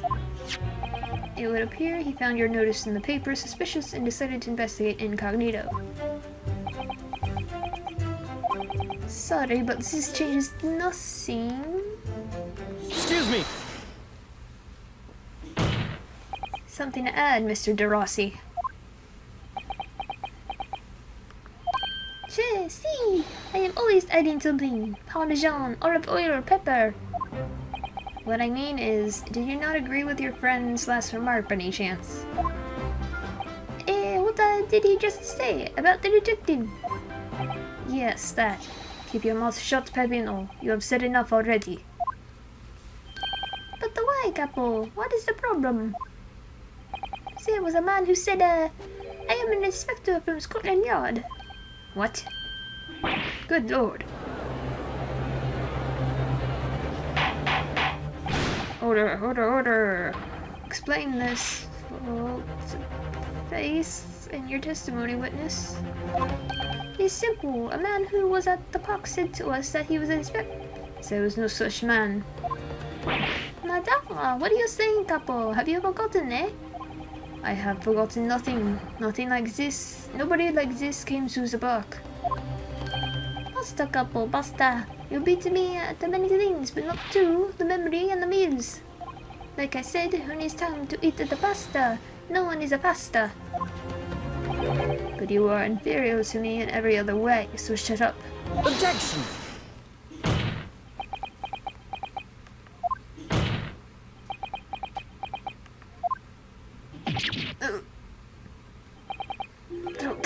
The damage is done.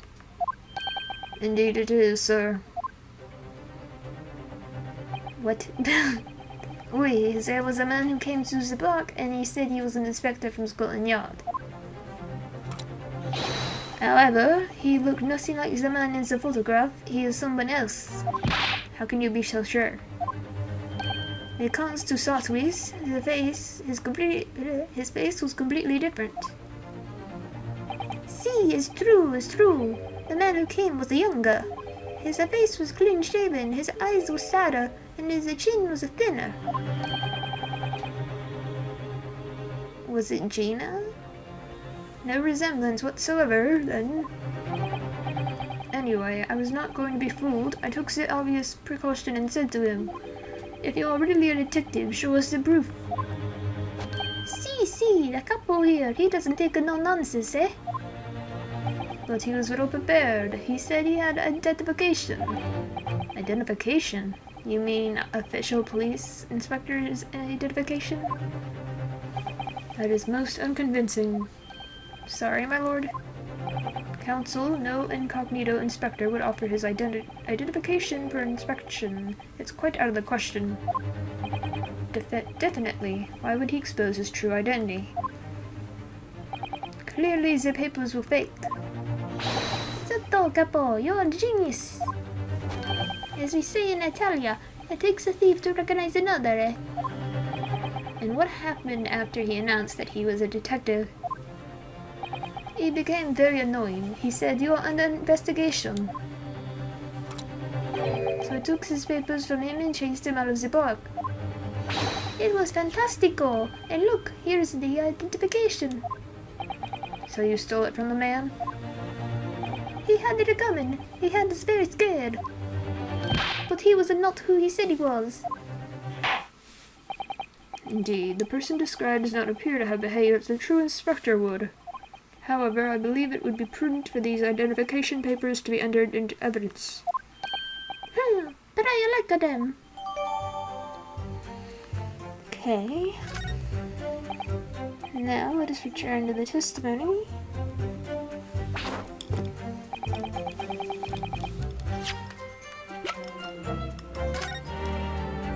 Metropolitan Police warrant card.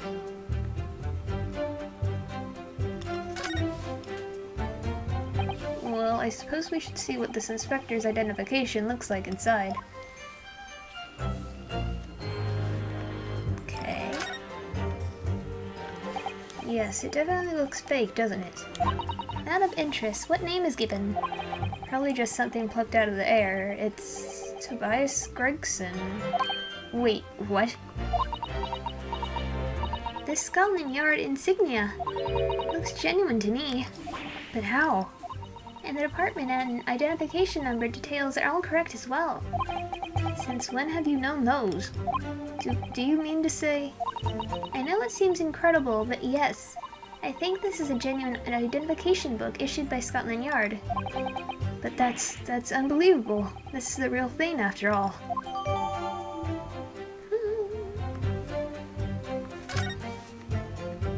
Anything else to add?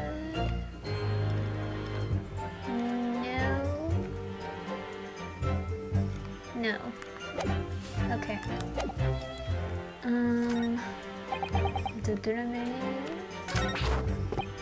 Something to do with us. You have it to answer for us. Hold it! Well, we only have your word for that. See, but what else can we do? True. Opa! We are not having much fun these days. First we are arrested, then we are shown the horrible picture of a dead man. And now you question every single thing we say. We are the victims here. Hey, Capo. No, you were caught carrying out a plot to swindle hundreds of innocent people. You had to bring that up, eh? It's not fair. Hi, Capo. Can I look up how old this kid is? Damn, they won't let me. Okay. Hold it! Can I do it here? Okay, we're 25. What?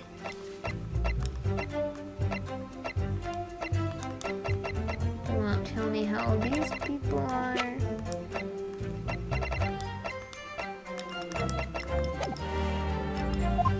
What do you mean by that? Camolo, you promised not to say, Capo. After we had taken all the money that day, we should have left the country. That was my plan.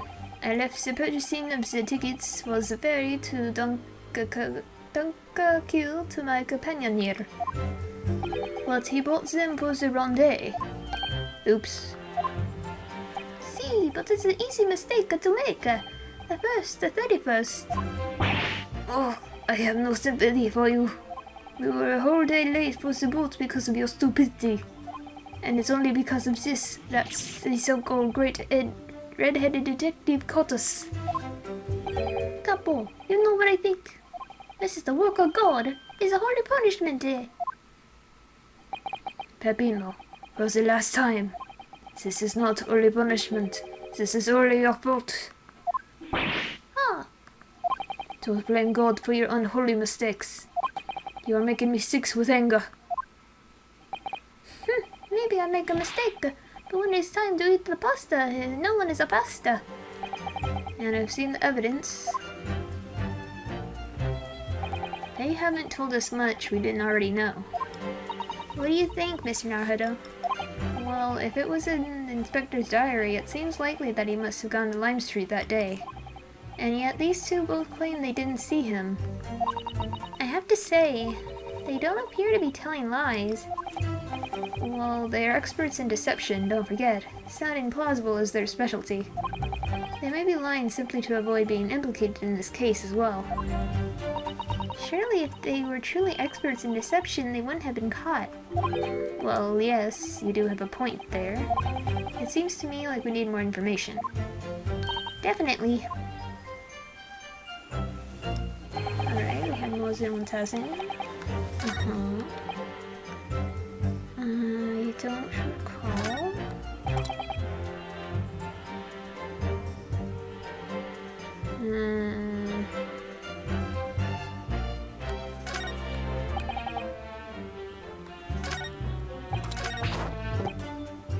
It has nothing to do with us.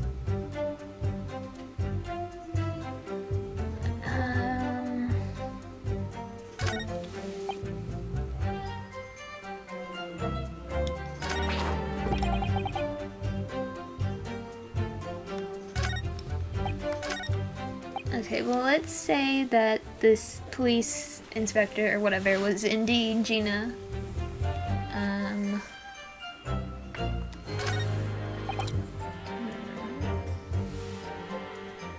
Okay. They had nothing to do with us. They won't answer for.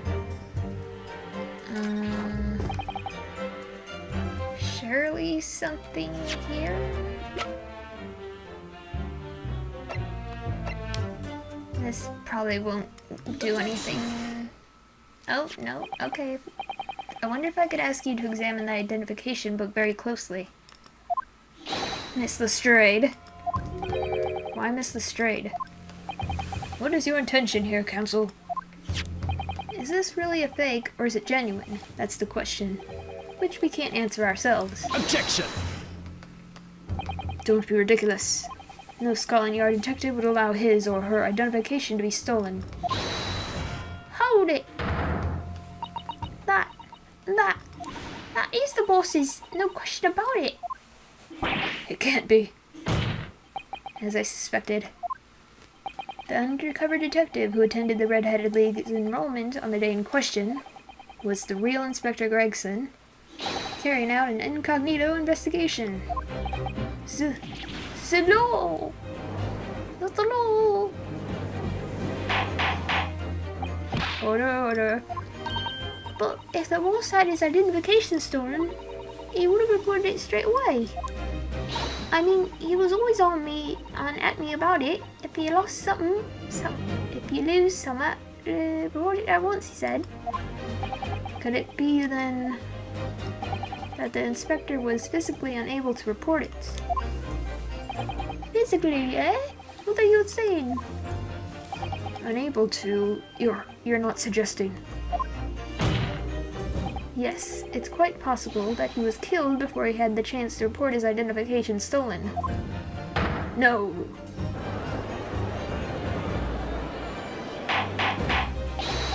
Order. The defense posits that the victim was killed the day before his body was discovered at a different location. Do you two have anything to say about that? I know nothing. I don't know nothing. Pull yourself together, Peppino. Mon Dieu, you can behave a little more like a master criminal than that, no? Now I wish I had returned to Italia. Stop crying, Peppino, please. Otherwise, Lummy, stop your whining, stop talking. Well, I believe the court will need to hear We'll need to hear your story in considerable greater detail. I know nothing. But you will tell us everything, or face the worst possible outcome. You will dry your eyes and testify again. about these identification papers and the precise circumstances under which you came by them. For crying out loud.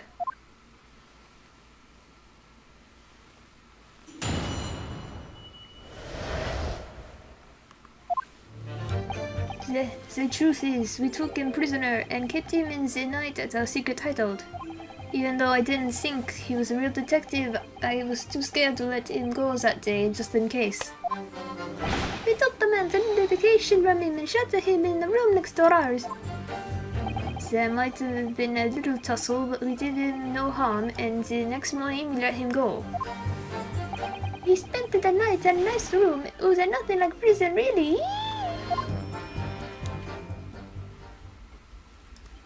This is outrageous. You imprisoned the man. But no, see, no. It was not like a prison. He was very comfortable and calm and happy. Ay, capo. It was never part of my plan. I swear it. So you think it was my fault, man? Just because I got the date of the ferry wrong? By one little day? I do not think it was your fault, Peppino. I know it. No. Por favor, capo. It's not fair. You shall have plenty of time for squabbling back at the prison, gentlemen. Ugh, I don't believe this. How could he have been a real detective? Counsel for the defense proceed with the cross-examination. So on the day before the incident, Gregson spent the night confined in this pair's hideout.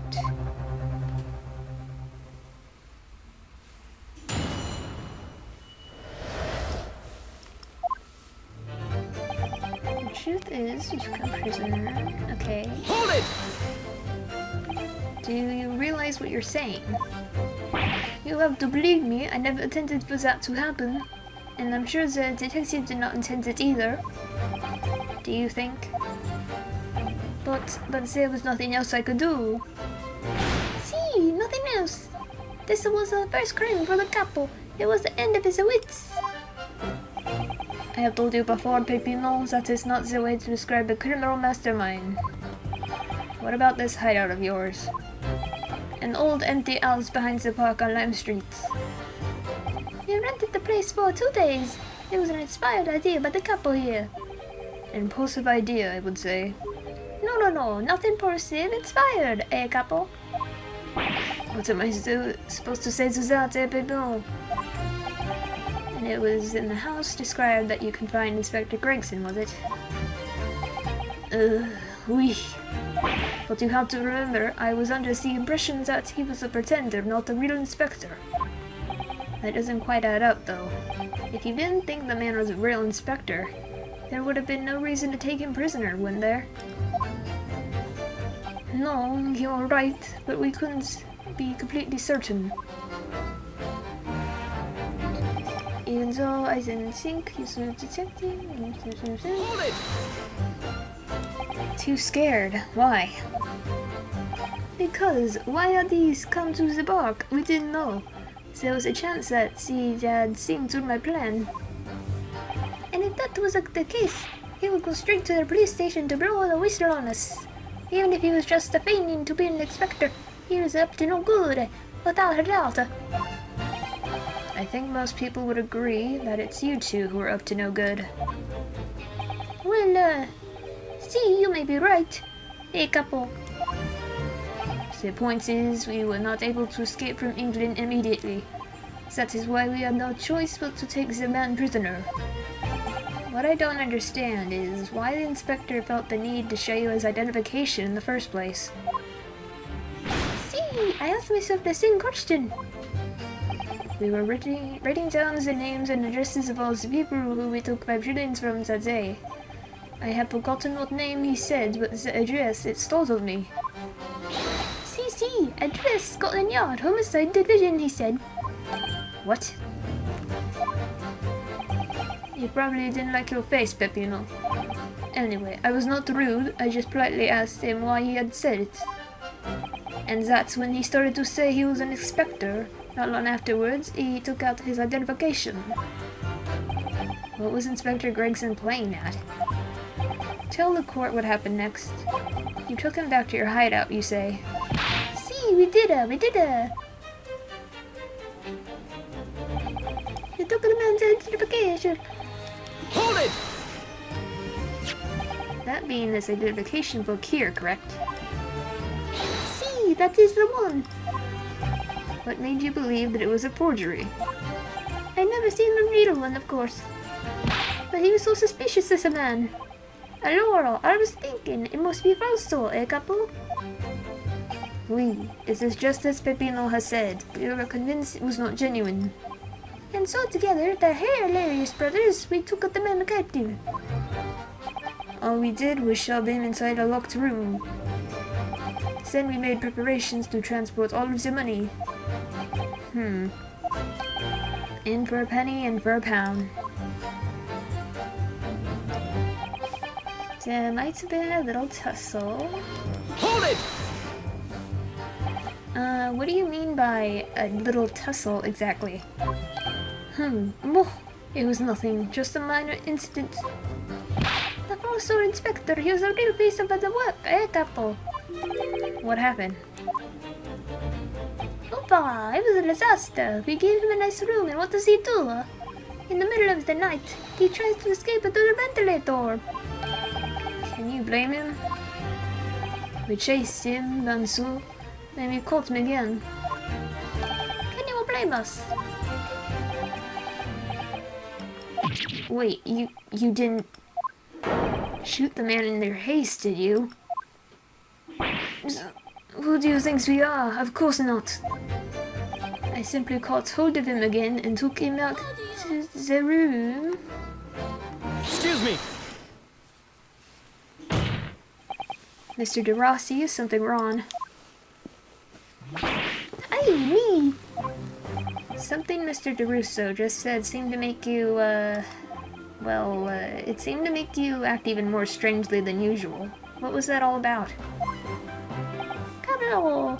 At times like that, you don't want to have the couple after you, believe me. And I speak up on personal experience. Personal experience? That is enough, Peppino. There is no need to say more. The truth is, the night before we put the red-headed egg plan into action, I was scared. It was not fair to the couple, but I tried to run away. It's a shame you didn't manage it. But the couple here, he came after me like the turbine, eh? And he dragged me back to the house, kicking and screaming. I still have the bruises to prove it, eh, couple? Bruises, you say? Ah, you wanna see, eh? You wanna see my fantastical bruises? That's enough now, Peppino. No one wants to look at any part of you. What to do, eh? I show you or I don't. I show you or I don't. You do, now! Hello! If everybody wants to see, then I do it. Echo, you see this is very visible, eh? That red ring around your neck. You got that when you were dragged back to the house? See, the couple sometimes is very rough. I said that's enough. Peppino's neck is nothing to do with what we are talking about here. You have my word. Yes. What is your opinion, counsel? About this red ring around Mr. De Rossi's neck, I wonder. Does it matter? Yes. Mr. De Rossi, I'm gonna have to ask you to amend your testimony with details about that mark on your neck.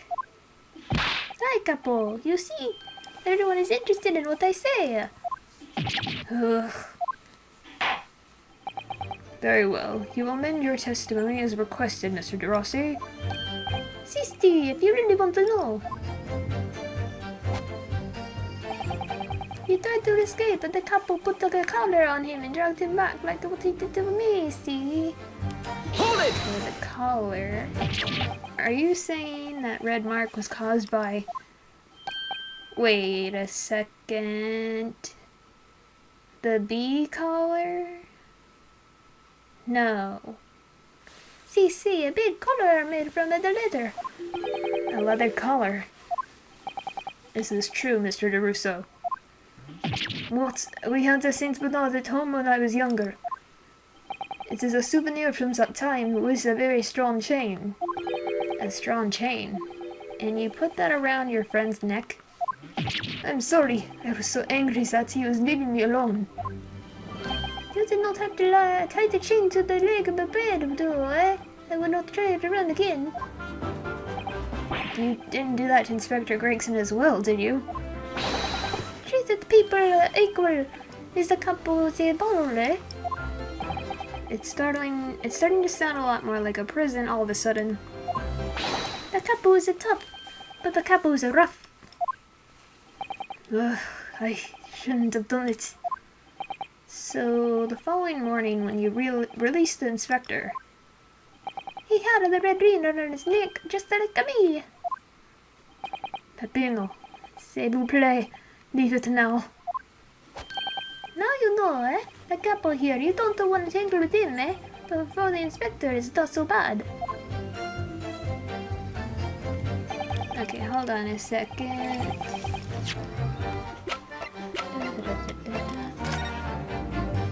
I can't tell if he has that ring.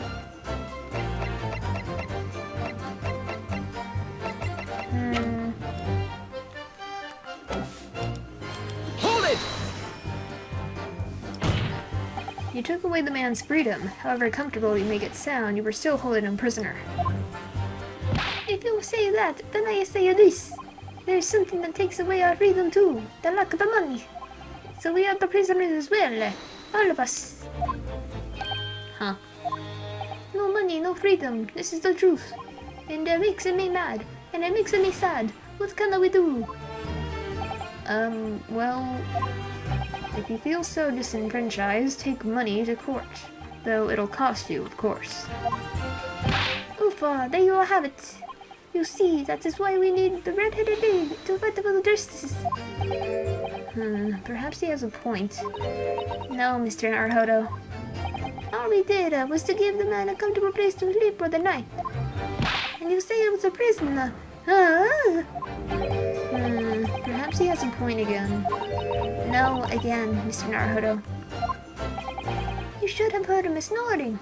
Mada! If anyone was disturbed, it was us.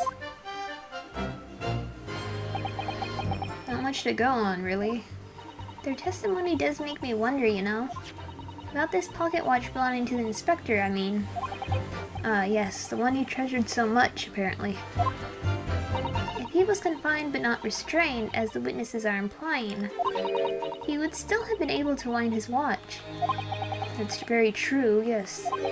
So did Inspector Gregson actually die while he was being held captive by these redheads?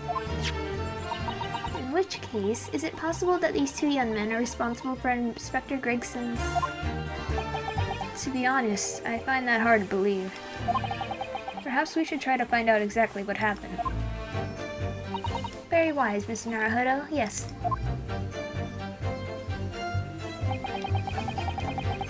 Okay.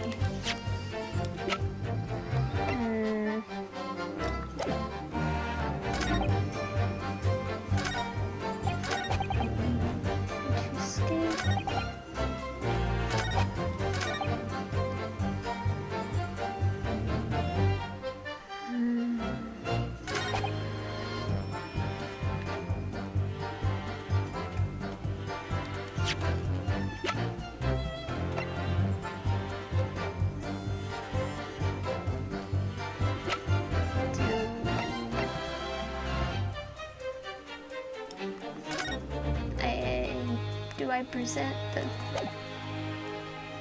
this? Objection! So the day before his body was discovered, Inspector Gregson was taken prisoner while working incognito. No, it was not like that. It was only a prison. It was an invitation to stay. It was only... However you describe it, there's one glaring inconsistency that remains. What inconsistency is this, counsel? I would ask the court to look closely at this photograph of the victim, Inspector Gregson. You will see that there is no red ring visible around his neck. But that makes no sense. It was me who took a car off the man in the morning. And I saw the red bruises on his neck, just like I have. Given that the mark is so clearly visible on this witness's neck, we expect to see bruising on the victim who was put in the collar more recently than Mr. De Rossi. Indeed, that is most peculiar. But what will you tell you? We say this from the beginning, many times. Oui, Peppino is right. This man is a photograph. He is someone different to the man we held captives that night.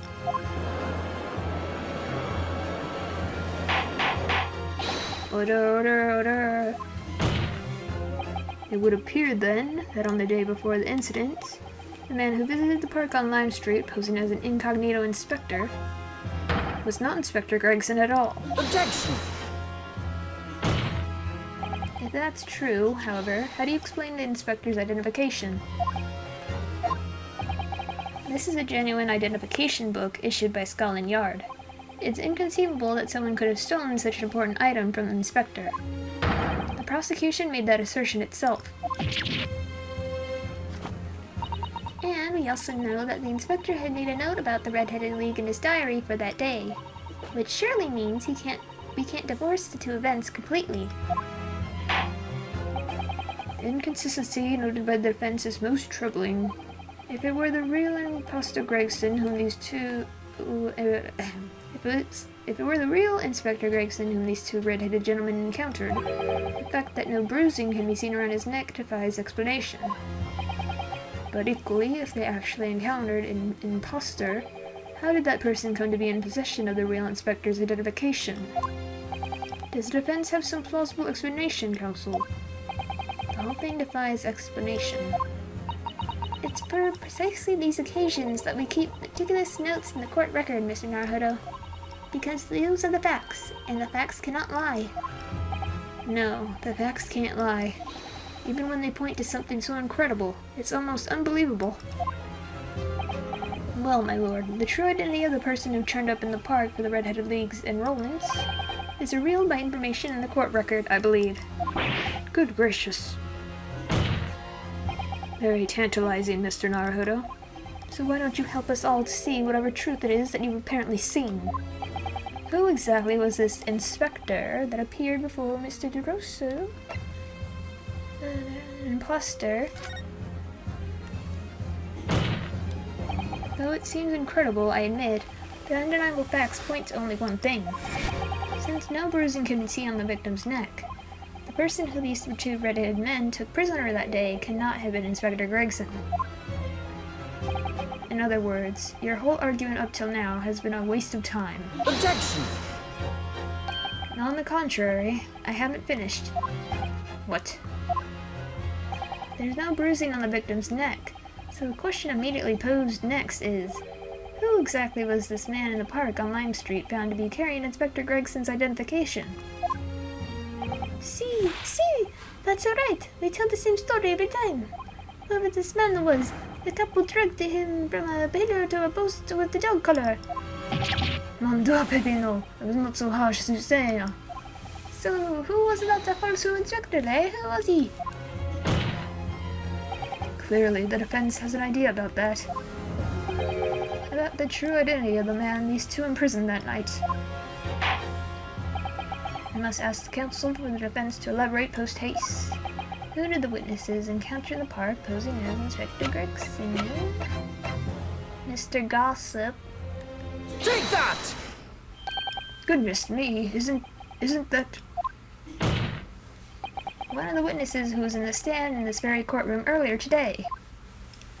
A nameless man whose only occupation appears to be peddling hearsay to passers-by. Objection! What on earth would a street seller be doing with the police inspector's identification papers? Witnesses, is this the man or not? What has happened to his lip? See, this man is not the red-headed league. He's looking for just the lip league, no? Perhaps, rather than making such a rash claim next time, you should bite your lip instead. It seems improbable, yes, but one undeniable fact remains. During his testimony earlier, I noted something around the man's neck. A red ring of bruising. Eh? What? The defense demands that Mr. Gossip be brought back to the stand. Order, order. Bailiff, bring the aforementioned witness back to the courtroom immediately.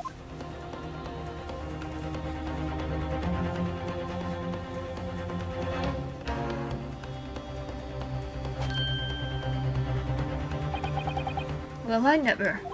An undeniable reign of bruising indeed. And identical to that of the witness beside him. Now what's going on here? I always had this, me. It's a birthmark, ain't it? A birthmark, you say? I assume the reason you've been recalled to the stand has been explained to you.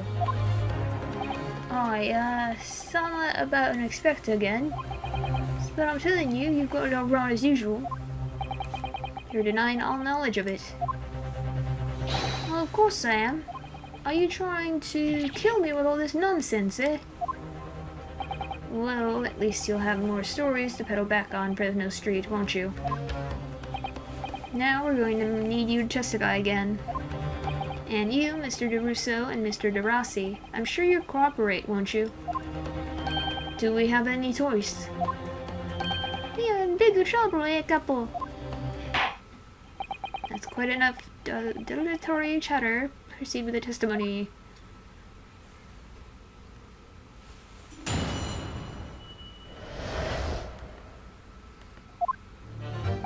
The man who claimed to be an inspector that day was definitely not this man. Is right, see? You think we would forget these kind of lips? I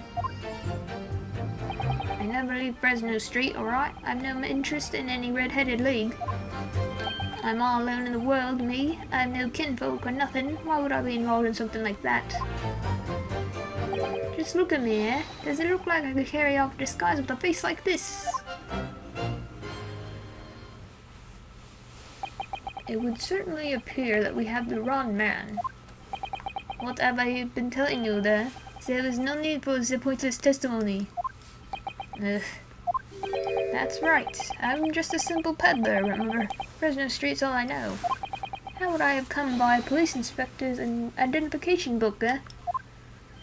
Well, yes, that's hard to explain, but... A brief cross-examination, I think, counsel. Very brief. Isn't there anyone in this courtroom who thinks I might be onto something? I stand steadfastly at your side as always, Mr. Naruto.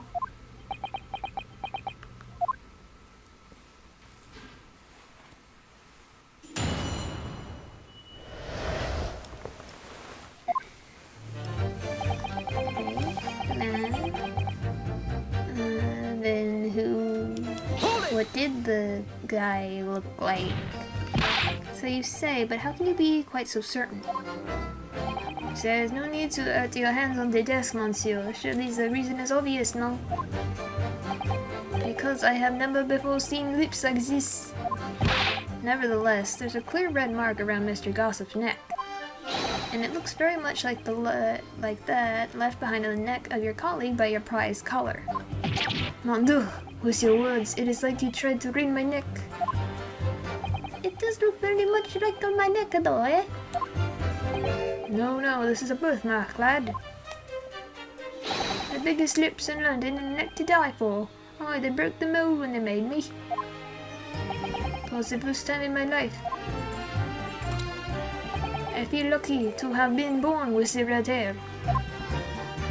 And I thought being Japanese made you stand out in London. So you maintain that you've never seen this man before? Oui, c'est ça. I sweat by the flames of my hair. So fierce pride has outgrown the frustration with your hair now, has it? Is right. With the grand lips. Well, yes, I don't imagine I'll forget those lips in a hurry either. That is why I'm saying, for some reason it makes me want to eat, how did Fabian call it, an eclair? You know, I've never seen the hair as black as yours before either. Likewise, I've never seen red hair like yours until I came to Britain. See, maybe it is national trait, eh? Maybe all the people from this man's country have the grand lips. No, lad, I was born right here on Fresno Street, and I've never left. Oofa, this is the problem, see? So you definitely didn't go to the park on Lime Street that day, Mr. Gossip. How many times do you want me to say it, eh? I never leave Fresno Street. Hold it! So, you heard of the Red-Headed League, had you? You don't get a name like Gossip for nothing, eh? It's my business to know what's going off in town. I sold that tasty tidbit to a few fair redheads that came past me. Just between us, I even got a sandwich to cough up for it. Well, he does have a very red nose, if that counts. Who knows?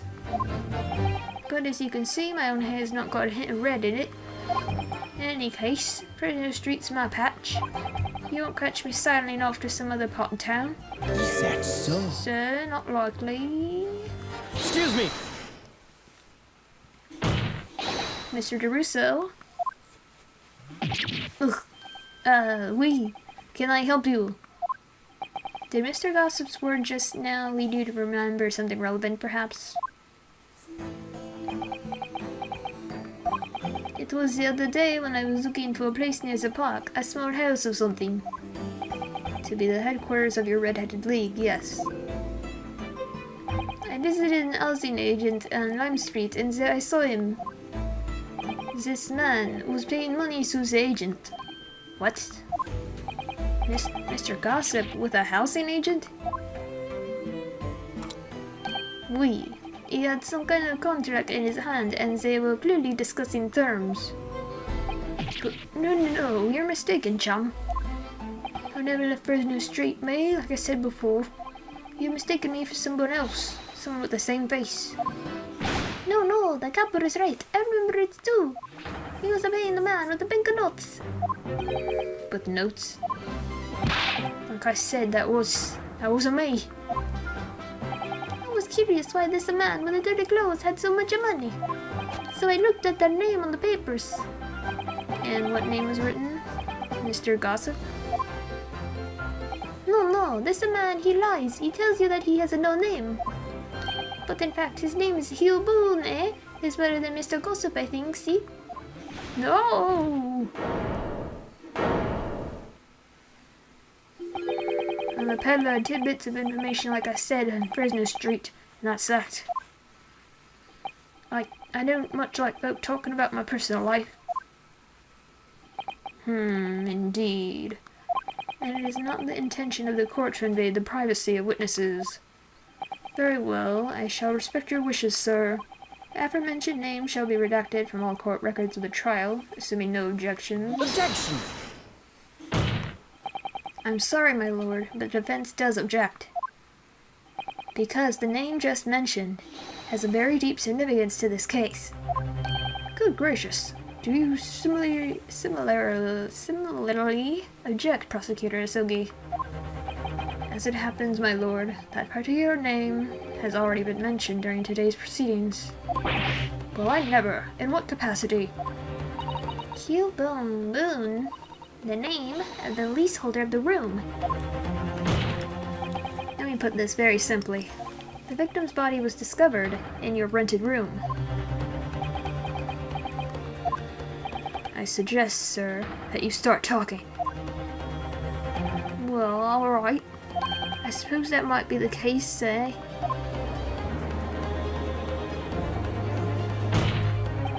So your real name is Hugh Boone.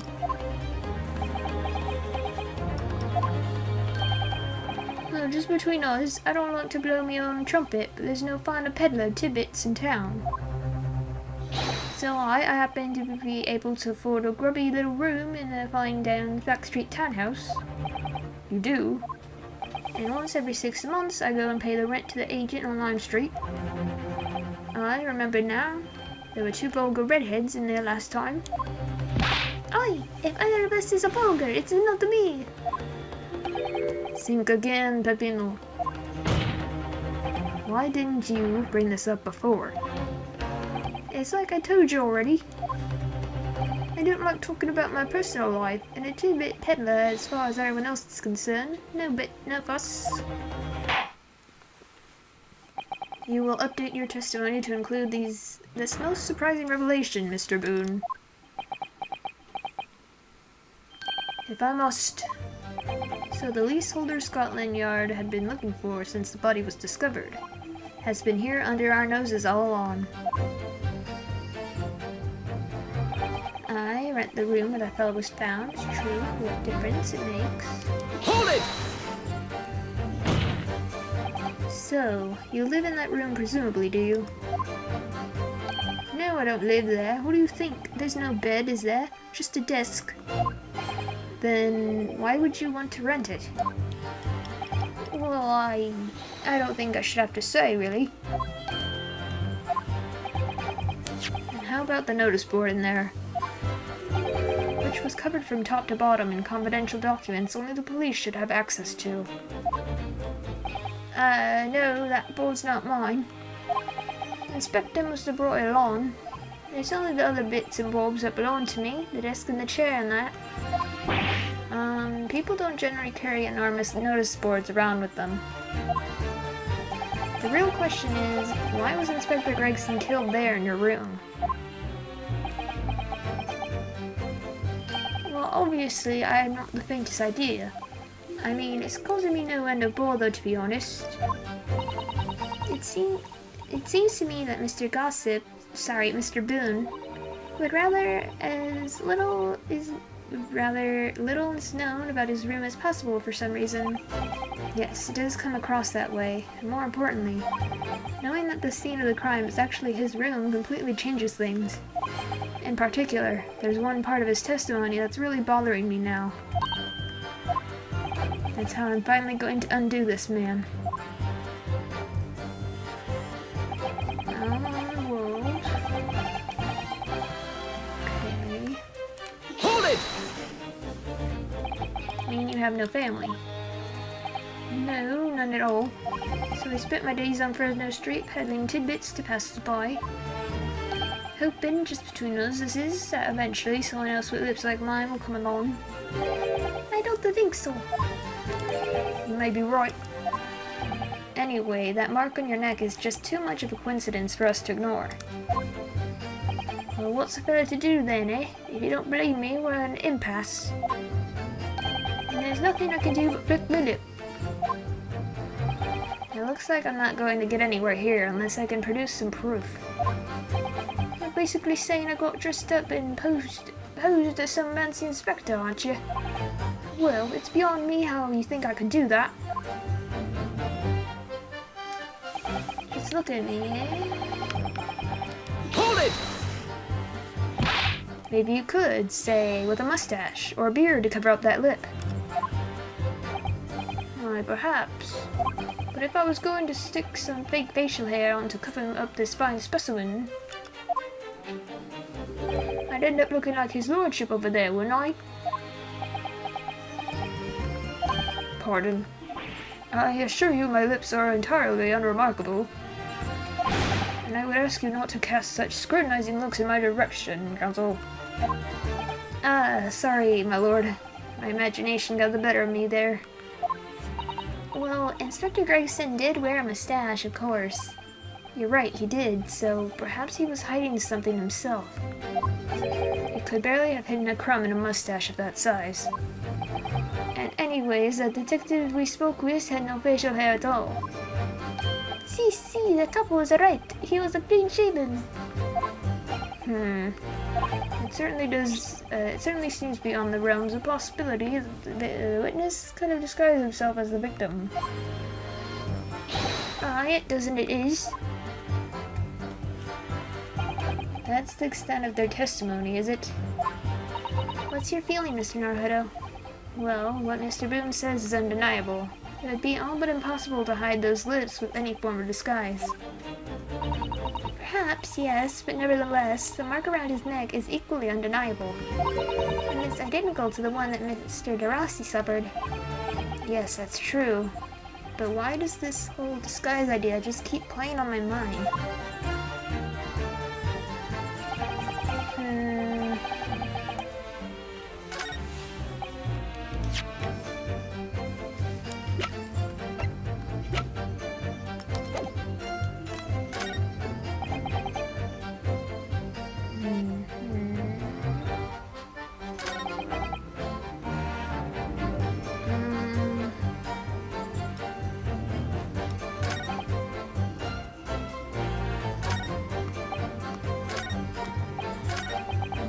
Should I ask why he had the photo?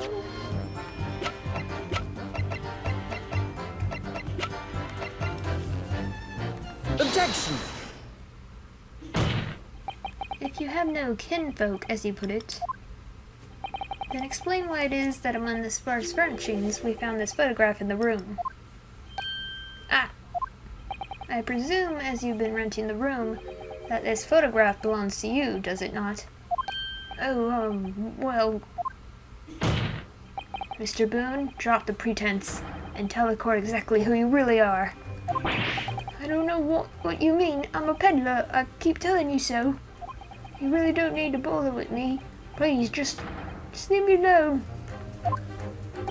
As the man says, leave it alone. Whatever the truth is about this man's life, it has no bearing on this case. Because it's simply not possible that he impersonated Inspector Gregson. Objection! How can you be so sure? Just look at the man. No amount of disguise could ever hide those unmissable features. Objection! But what if we were to look at this the other way around? What do you mean? Yes, counsel, what do you mean? Well, there's no denying that Mr. Boone's lip is very prominent indeed. But consider the possibility that his prominent lip is itself part of an elaborate disguise. What? Then hiding that prominent feature, in other words, revealing his true face, would make an utterly impenetrable disguise. Wouldn't you agree, Mr. Hugh Boone? Ah.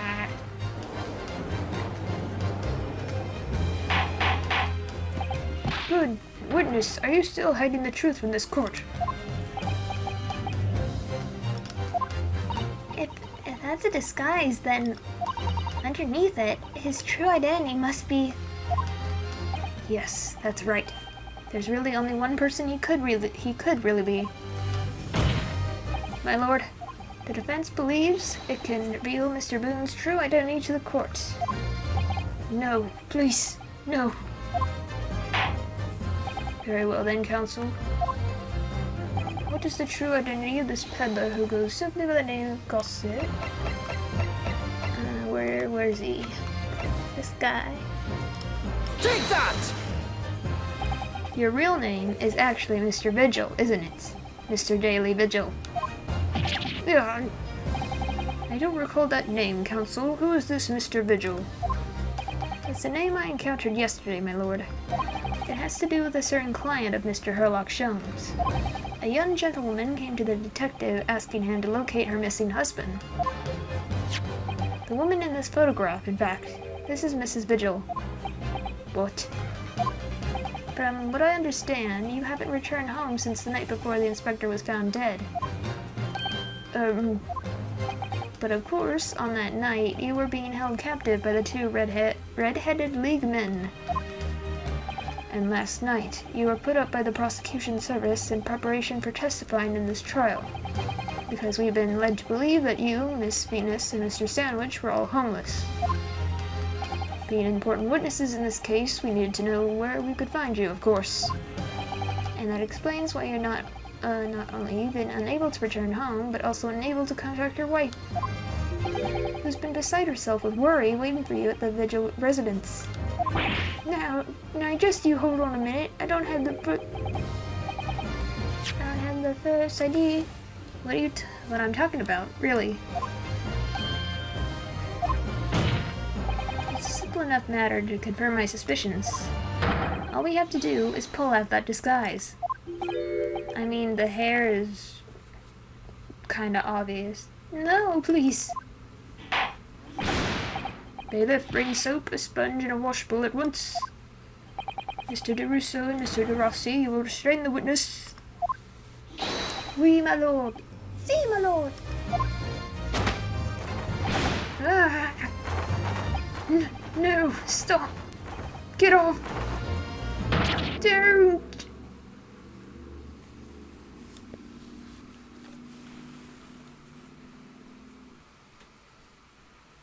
Plop.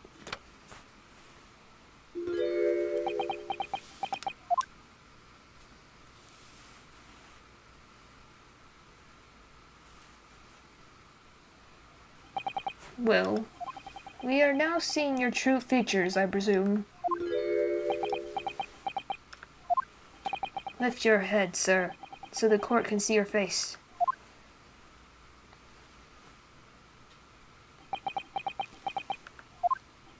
It would appear that the defense counsel's assertion was entirely correct. This has all been a very elaborate deception. So, witnesses, tell the court, have you seen this man before? I don't believe it's, but... Stay. There is no question. This is the inspector we saw in the park. Extraordinary. On the day of the Red-Headed League enrollment, the man claiming to be Inspector Gregson who appeared before Mr. DeRusso and Mr. DeRossi in the park was you disguised as the inspector, or rather, was you posing as the inspector in no disguise at all.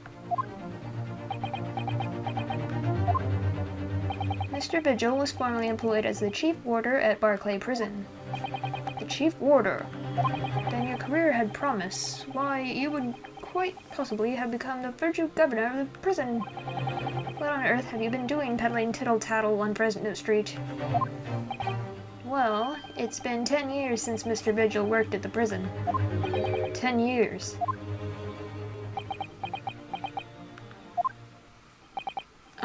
I'm really dreadfully sorry about all this. Yes, it's true. I am Daily Vigil. And you were the chief warder at Barclay Prison 10 years ago. So where did Mr. Hugh Boone come from?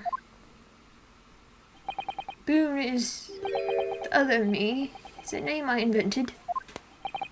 Well, evidently there is a great deal under the surface here. I'll explain everything. I'll tell you just how wretched my life has become.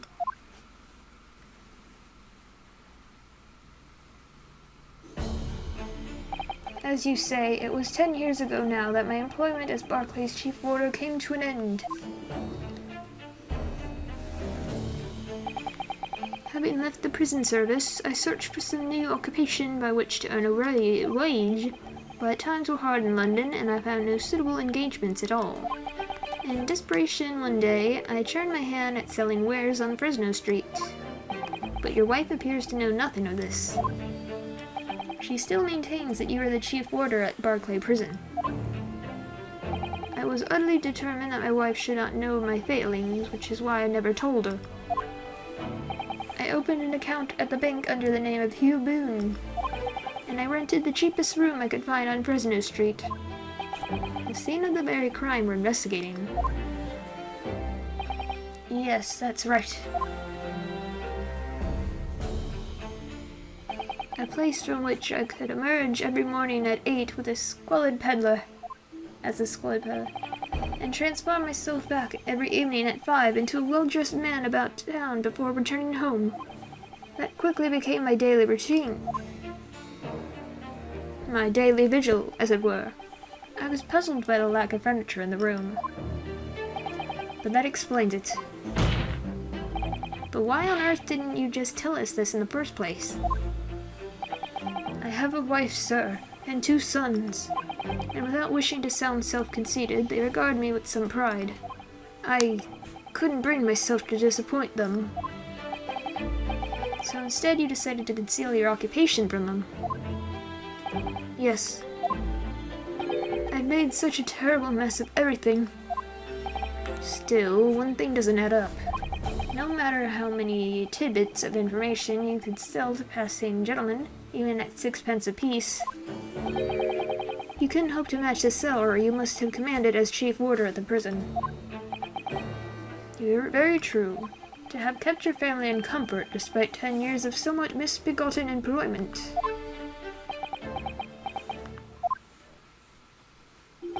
That was all thanks to Inspector Gregson. What? Inspector Gregson? What on earth? It was some years after I'd entered Boone and begun my other life as a street seller. He, the inspector, that is, recognized me one day. Do you mean to say the victim was an acquaintance of yours? I knew him from my time working at the prison.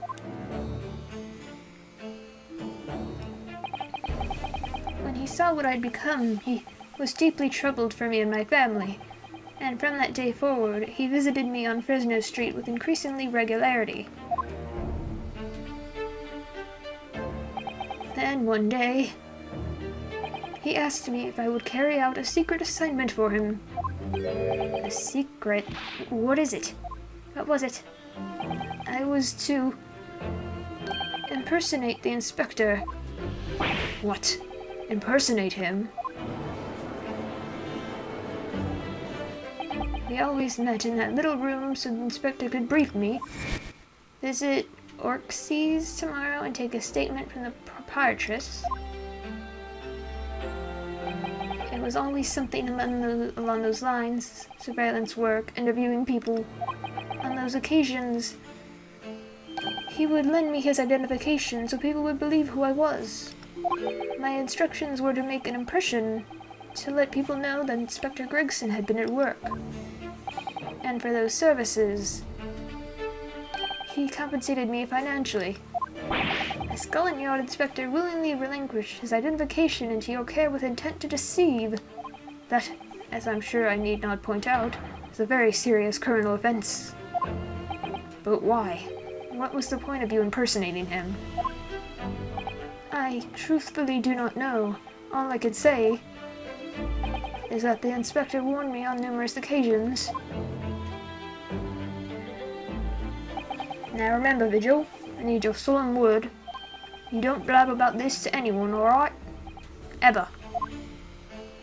Even if, well, if I end up a croaker.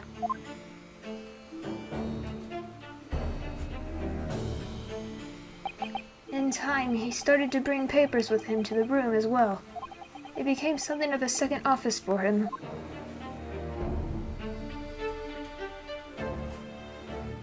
So, in fact, the person who declared himself to be Inspector Gregson at the park on Lime Street was really...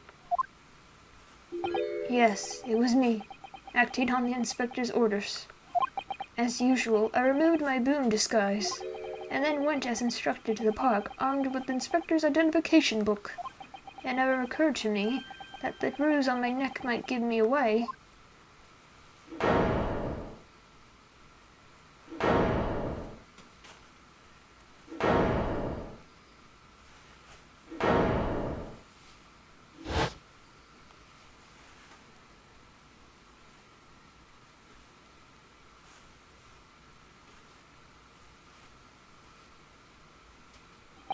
Well, it would seem this confession completely destroys the defense's case. Explain yourself, Prosecutor Asogi. My learned friend's assertion was as follows. The victim was killed at another location on the day before his corpse was discovered, at the hands of these two red-headed League men when they imprisoned the inspector. But no, that can't be. After all, it wasn't the inspector who went to the park that day, it was me. Oh goodness. Finally, we have clarity. We had nothing to do with the murder of the inspector. And merci, Monsieur de la Défense, for proving it. What? Ah.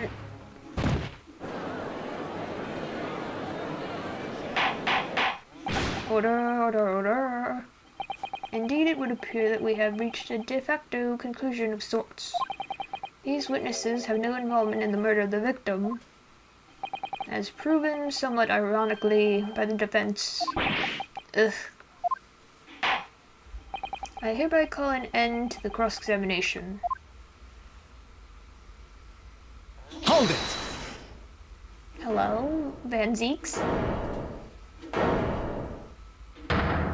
Not Van Zeeks? Pardon me, my lord, but with your permission, I would like to pose one further question to the witness. Kazuma. What question, counsel? It concerns the events of 10 years ago. I believe you would have been present at a very significant execution that was carried out at the time. 10 years ago? The execution of the professor, Genshin Isogi. I want to know exactly what your involvement was. Uh-oh. Answer me, man. One moment, counsel. Is this related to the current case? Naturally. It is the prosecution's belief that this case and the events of 10 years ago are inextricably linked. Does the defense concur, counsel? Kazuma, you're not yourself. You're not as calm and collected as usual. Poor Kazuma-sama. No wonder he's acting this way. Mr. Vigil's memories of what happened 10 years ago now would tell the tale of Genshin Isogi's last moments, his own father. I know.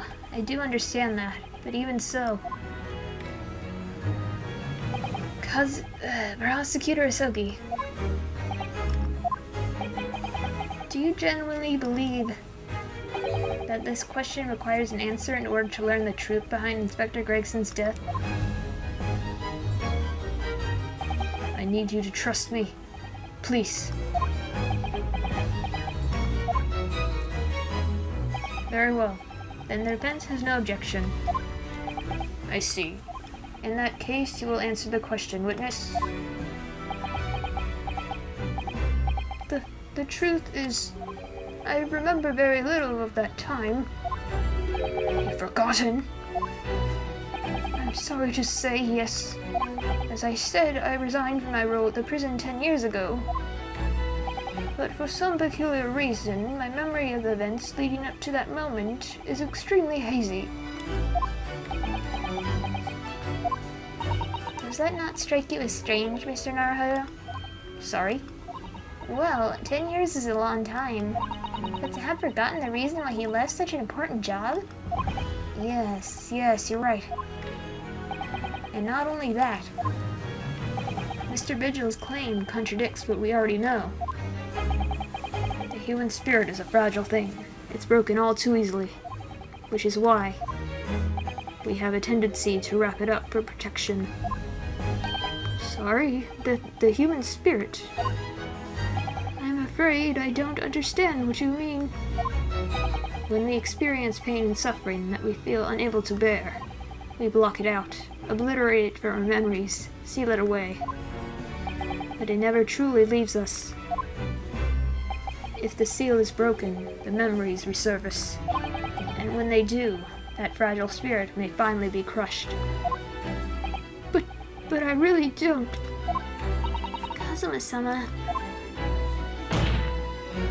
But if it must be crushed, then so be it. Because the truth will not stay buried. It's coming out, one way or another. Right, now I understand. It's clear what his intentions are. He means to expose the truth, at any cost. Perhaps if I pointed out the contradiction in what Mr. Vigil claimed earlier, it might cause some crucial memories to return to him. But should I? Should I present the evidence or not? Do it. I have no idea how this is going to go, but this is a court of law, and I have a duty to pursue the truth. Mr. Vigil, I'd like you to take a look at this. Evidence that clearly contradicts your version of events. Let's see. Relieved Suppose we get a bad friend violating. Aiding the escape. Take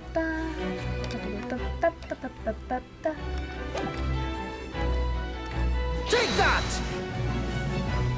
Just a few moments ago, you made the following statements. I resigned from my role at the prison 10 years ago. Well, yes. In other words, you claim to have left the post of chief warder of your own volition. Well, yes, of course. Why? Tell me. Do you remember seeing this document before? No, I don't. This is a dismissal notice ordering the immediate termination of a prison staff member's employment. A dismissal notice. And the name on the notice is yours, Mr. Vigil. What? It's mine. So you didn't resign from the prison service at all. For some reason, you were dismissed as chief warder from Barclay. No, there's been some mistake. I'm sure. I'm sure I tendered my resignation. This dismissal notice is nonsense. Isn't it? If you were forcibly dismissed, there must have been good reason. Clearly, you did something. Mr. Vigil, it's time to break the seal and have you remember.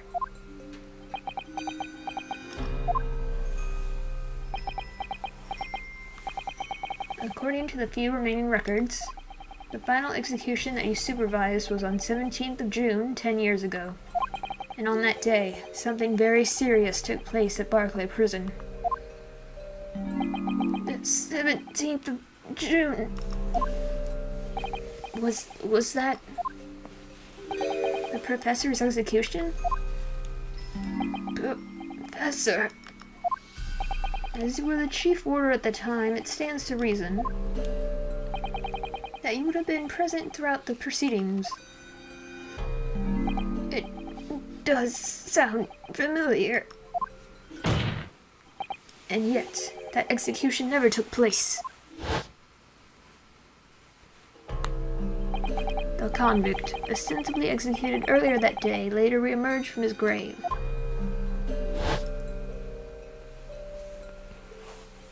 The convict came back to life. In the cemetery in the middle of the night, there was a witness. However, the witness claims that a moment after he saw the convict clambering out of his grave, a gunshot rang out from over his shoulder, and the bullet pierced the professor's chest, killing him instantly.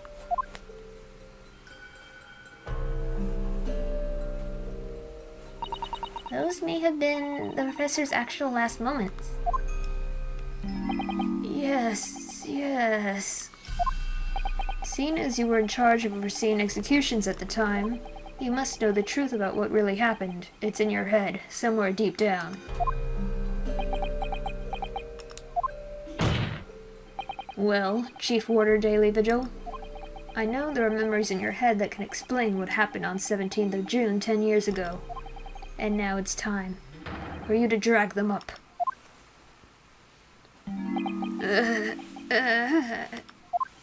Mr. Vigil?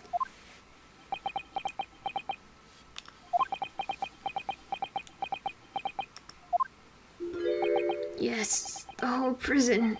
It was complete chaos. The prisoner escaped. He was killed in the cemetery. The shocking news ripped through Barclay like a hurricane.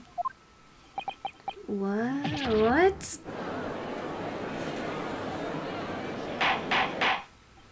Order. Do you mean to say, Mr. Vigil, that your memories of the time have returned? My head, it's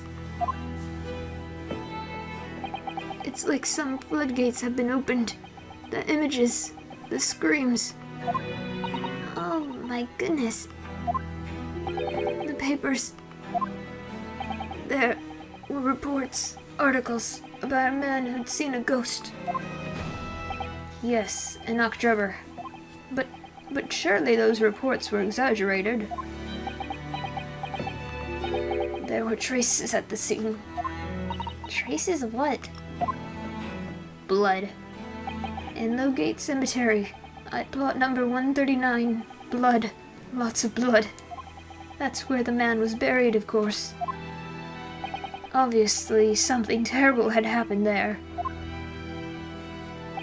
The depths of conspiracy and depravity from which this tale is emerging are quite staggering. I reviewed the police records from that time extensively. A thorough investigation was conducted by Scotland Yard to ascertain how the convict managed to escape in the first place. And the conclusion reached by the investigating team was that a member of the prison staff must have been involved. Are you suggesting that a prison warder abetted the man's bid for freedom? Yes, and I was suspected of doing it. Of using that mass murderer's execution as a way to help him escape. You did what? I remember now. The horror of it all is coming back to me. One evening, a few days after the execution, some detectives came to the prison. I was called to the governor's office at the top of the watchtower.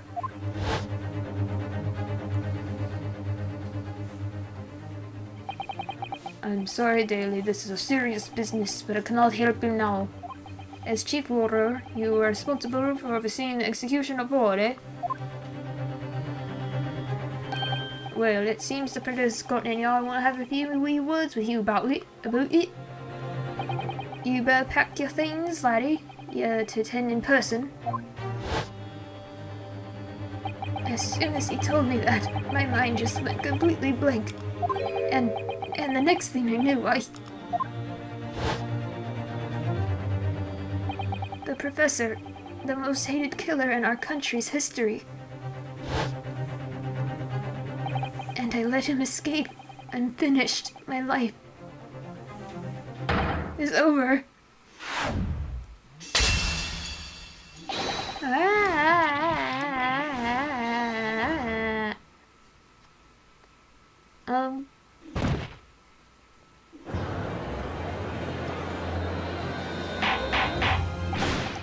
Order, bailiff, fetch a doctor at once.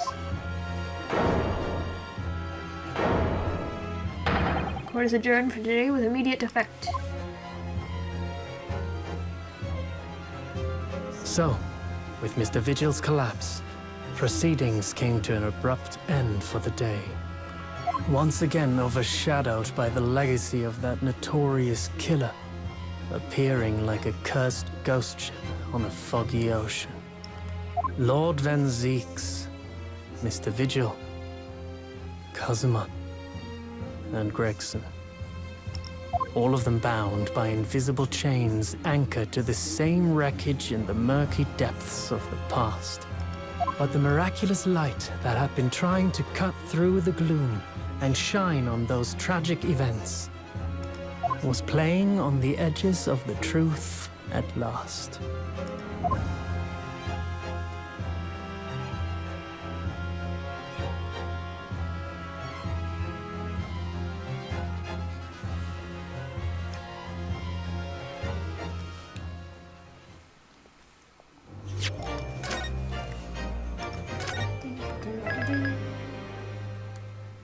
Okay, I believe this is the last part of this episode, but I've been streaming for a while now, and I think I'm gonna end it here, and we'll continue on next time, see what the ending is for that. So, thank you guys for watching, I hope you're enjoying it, and I'll catch you on the next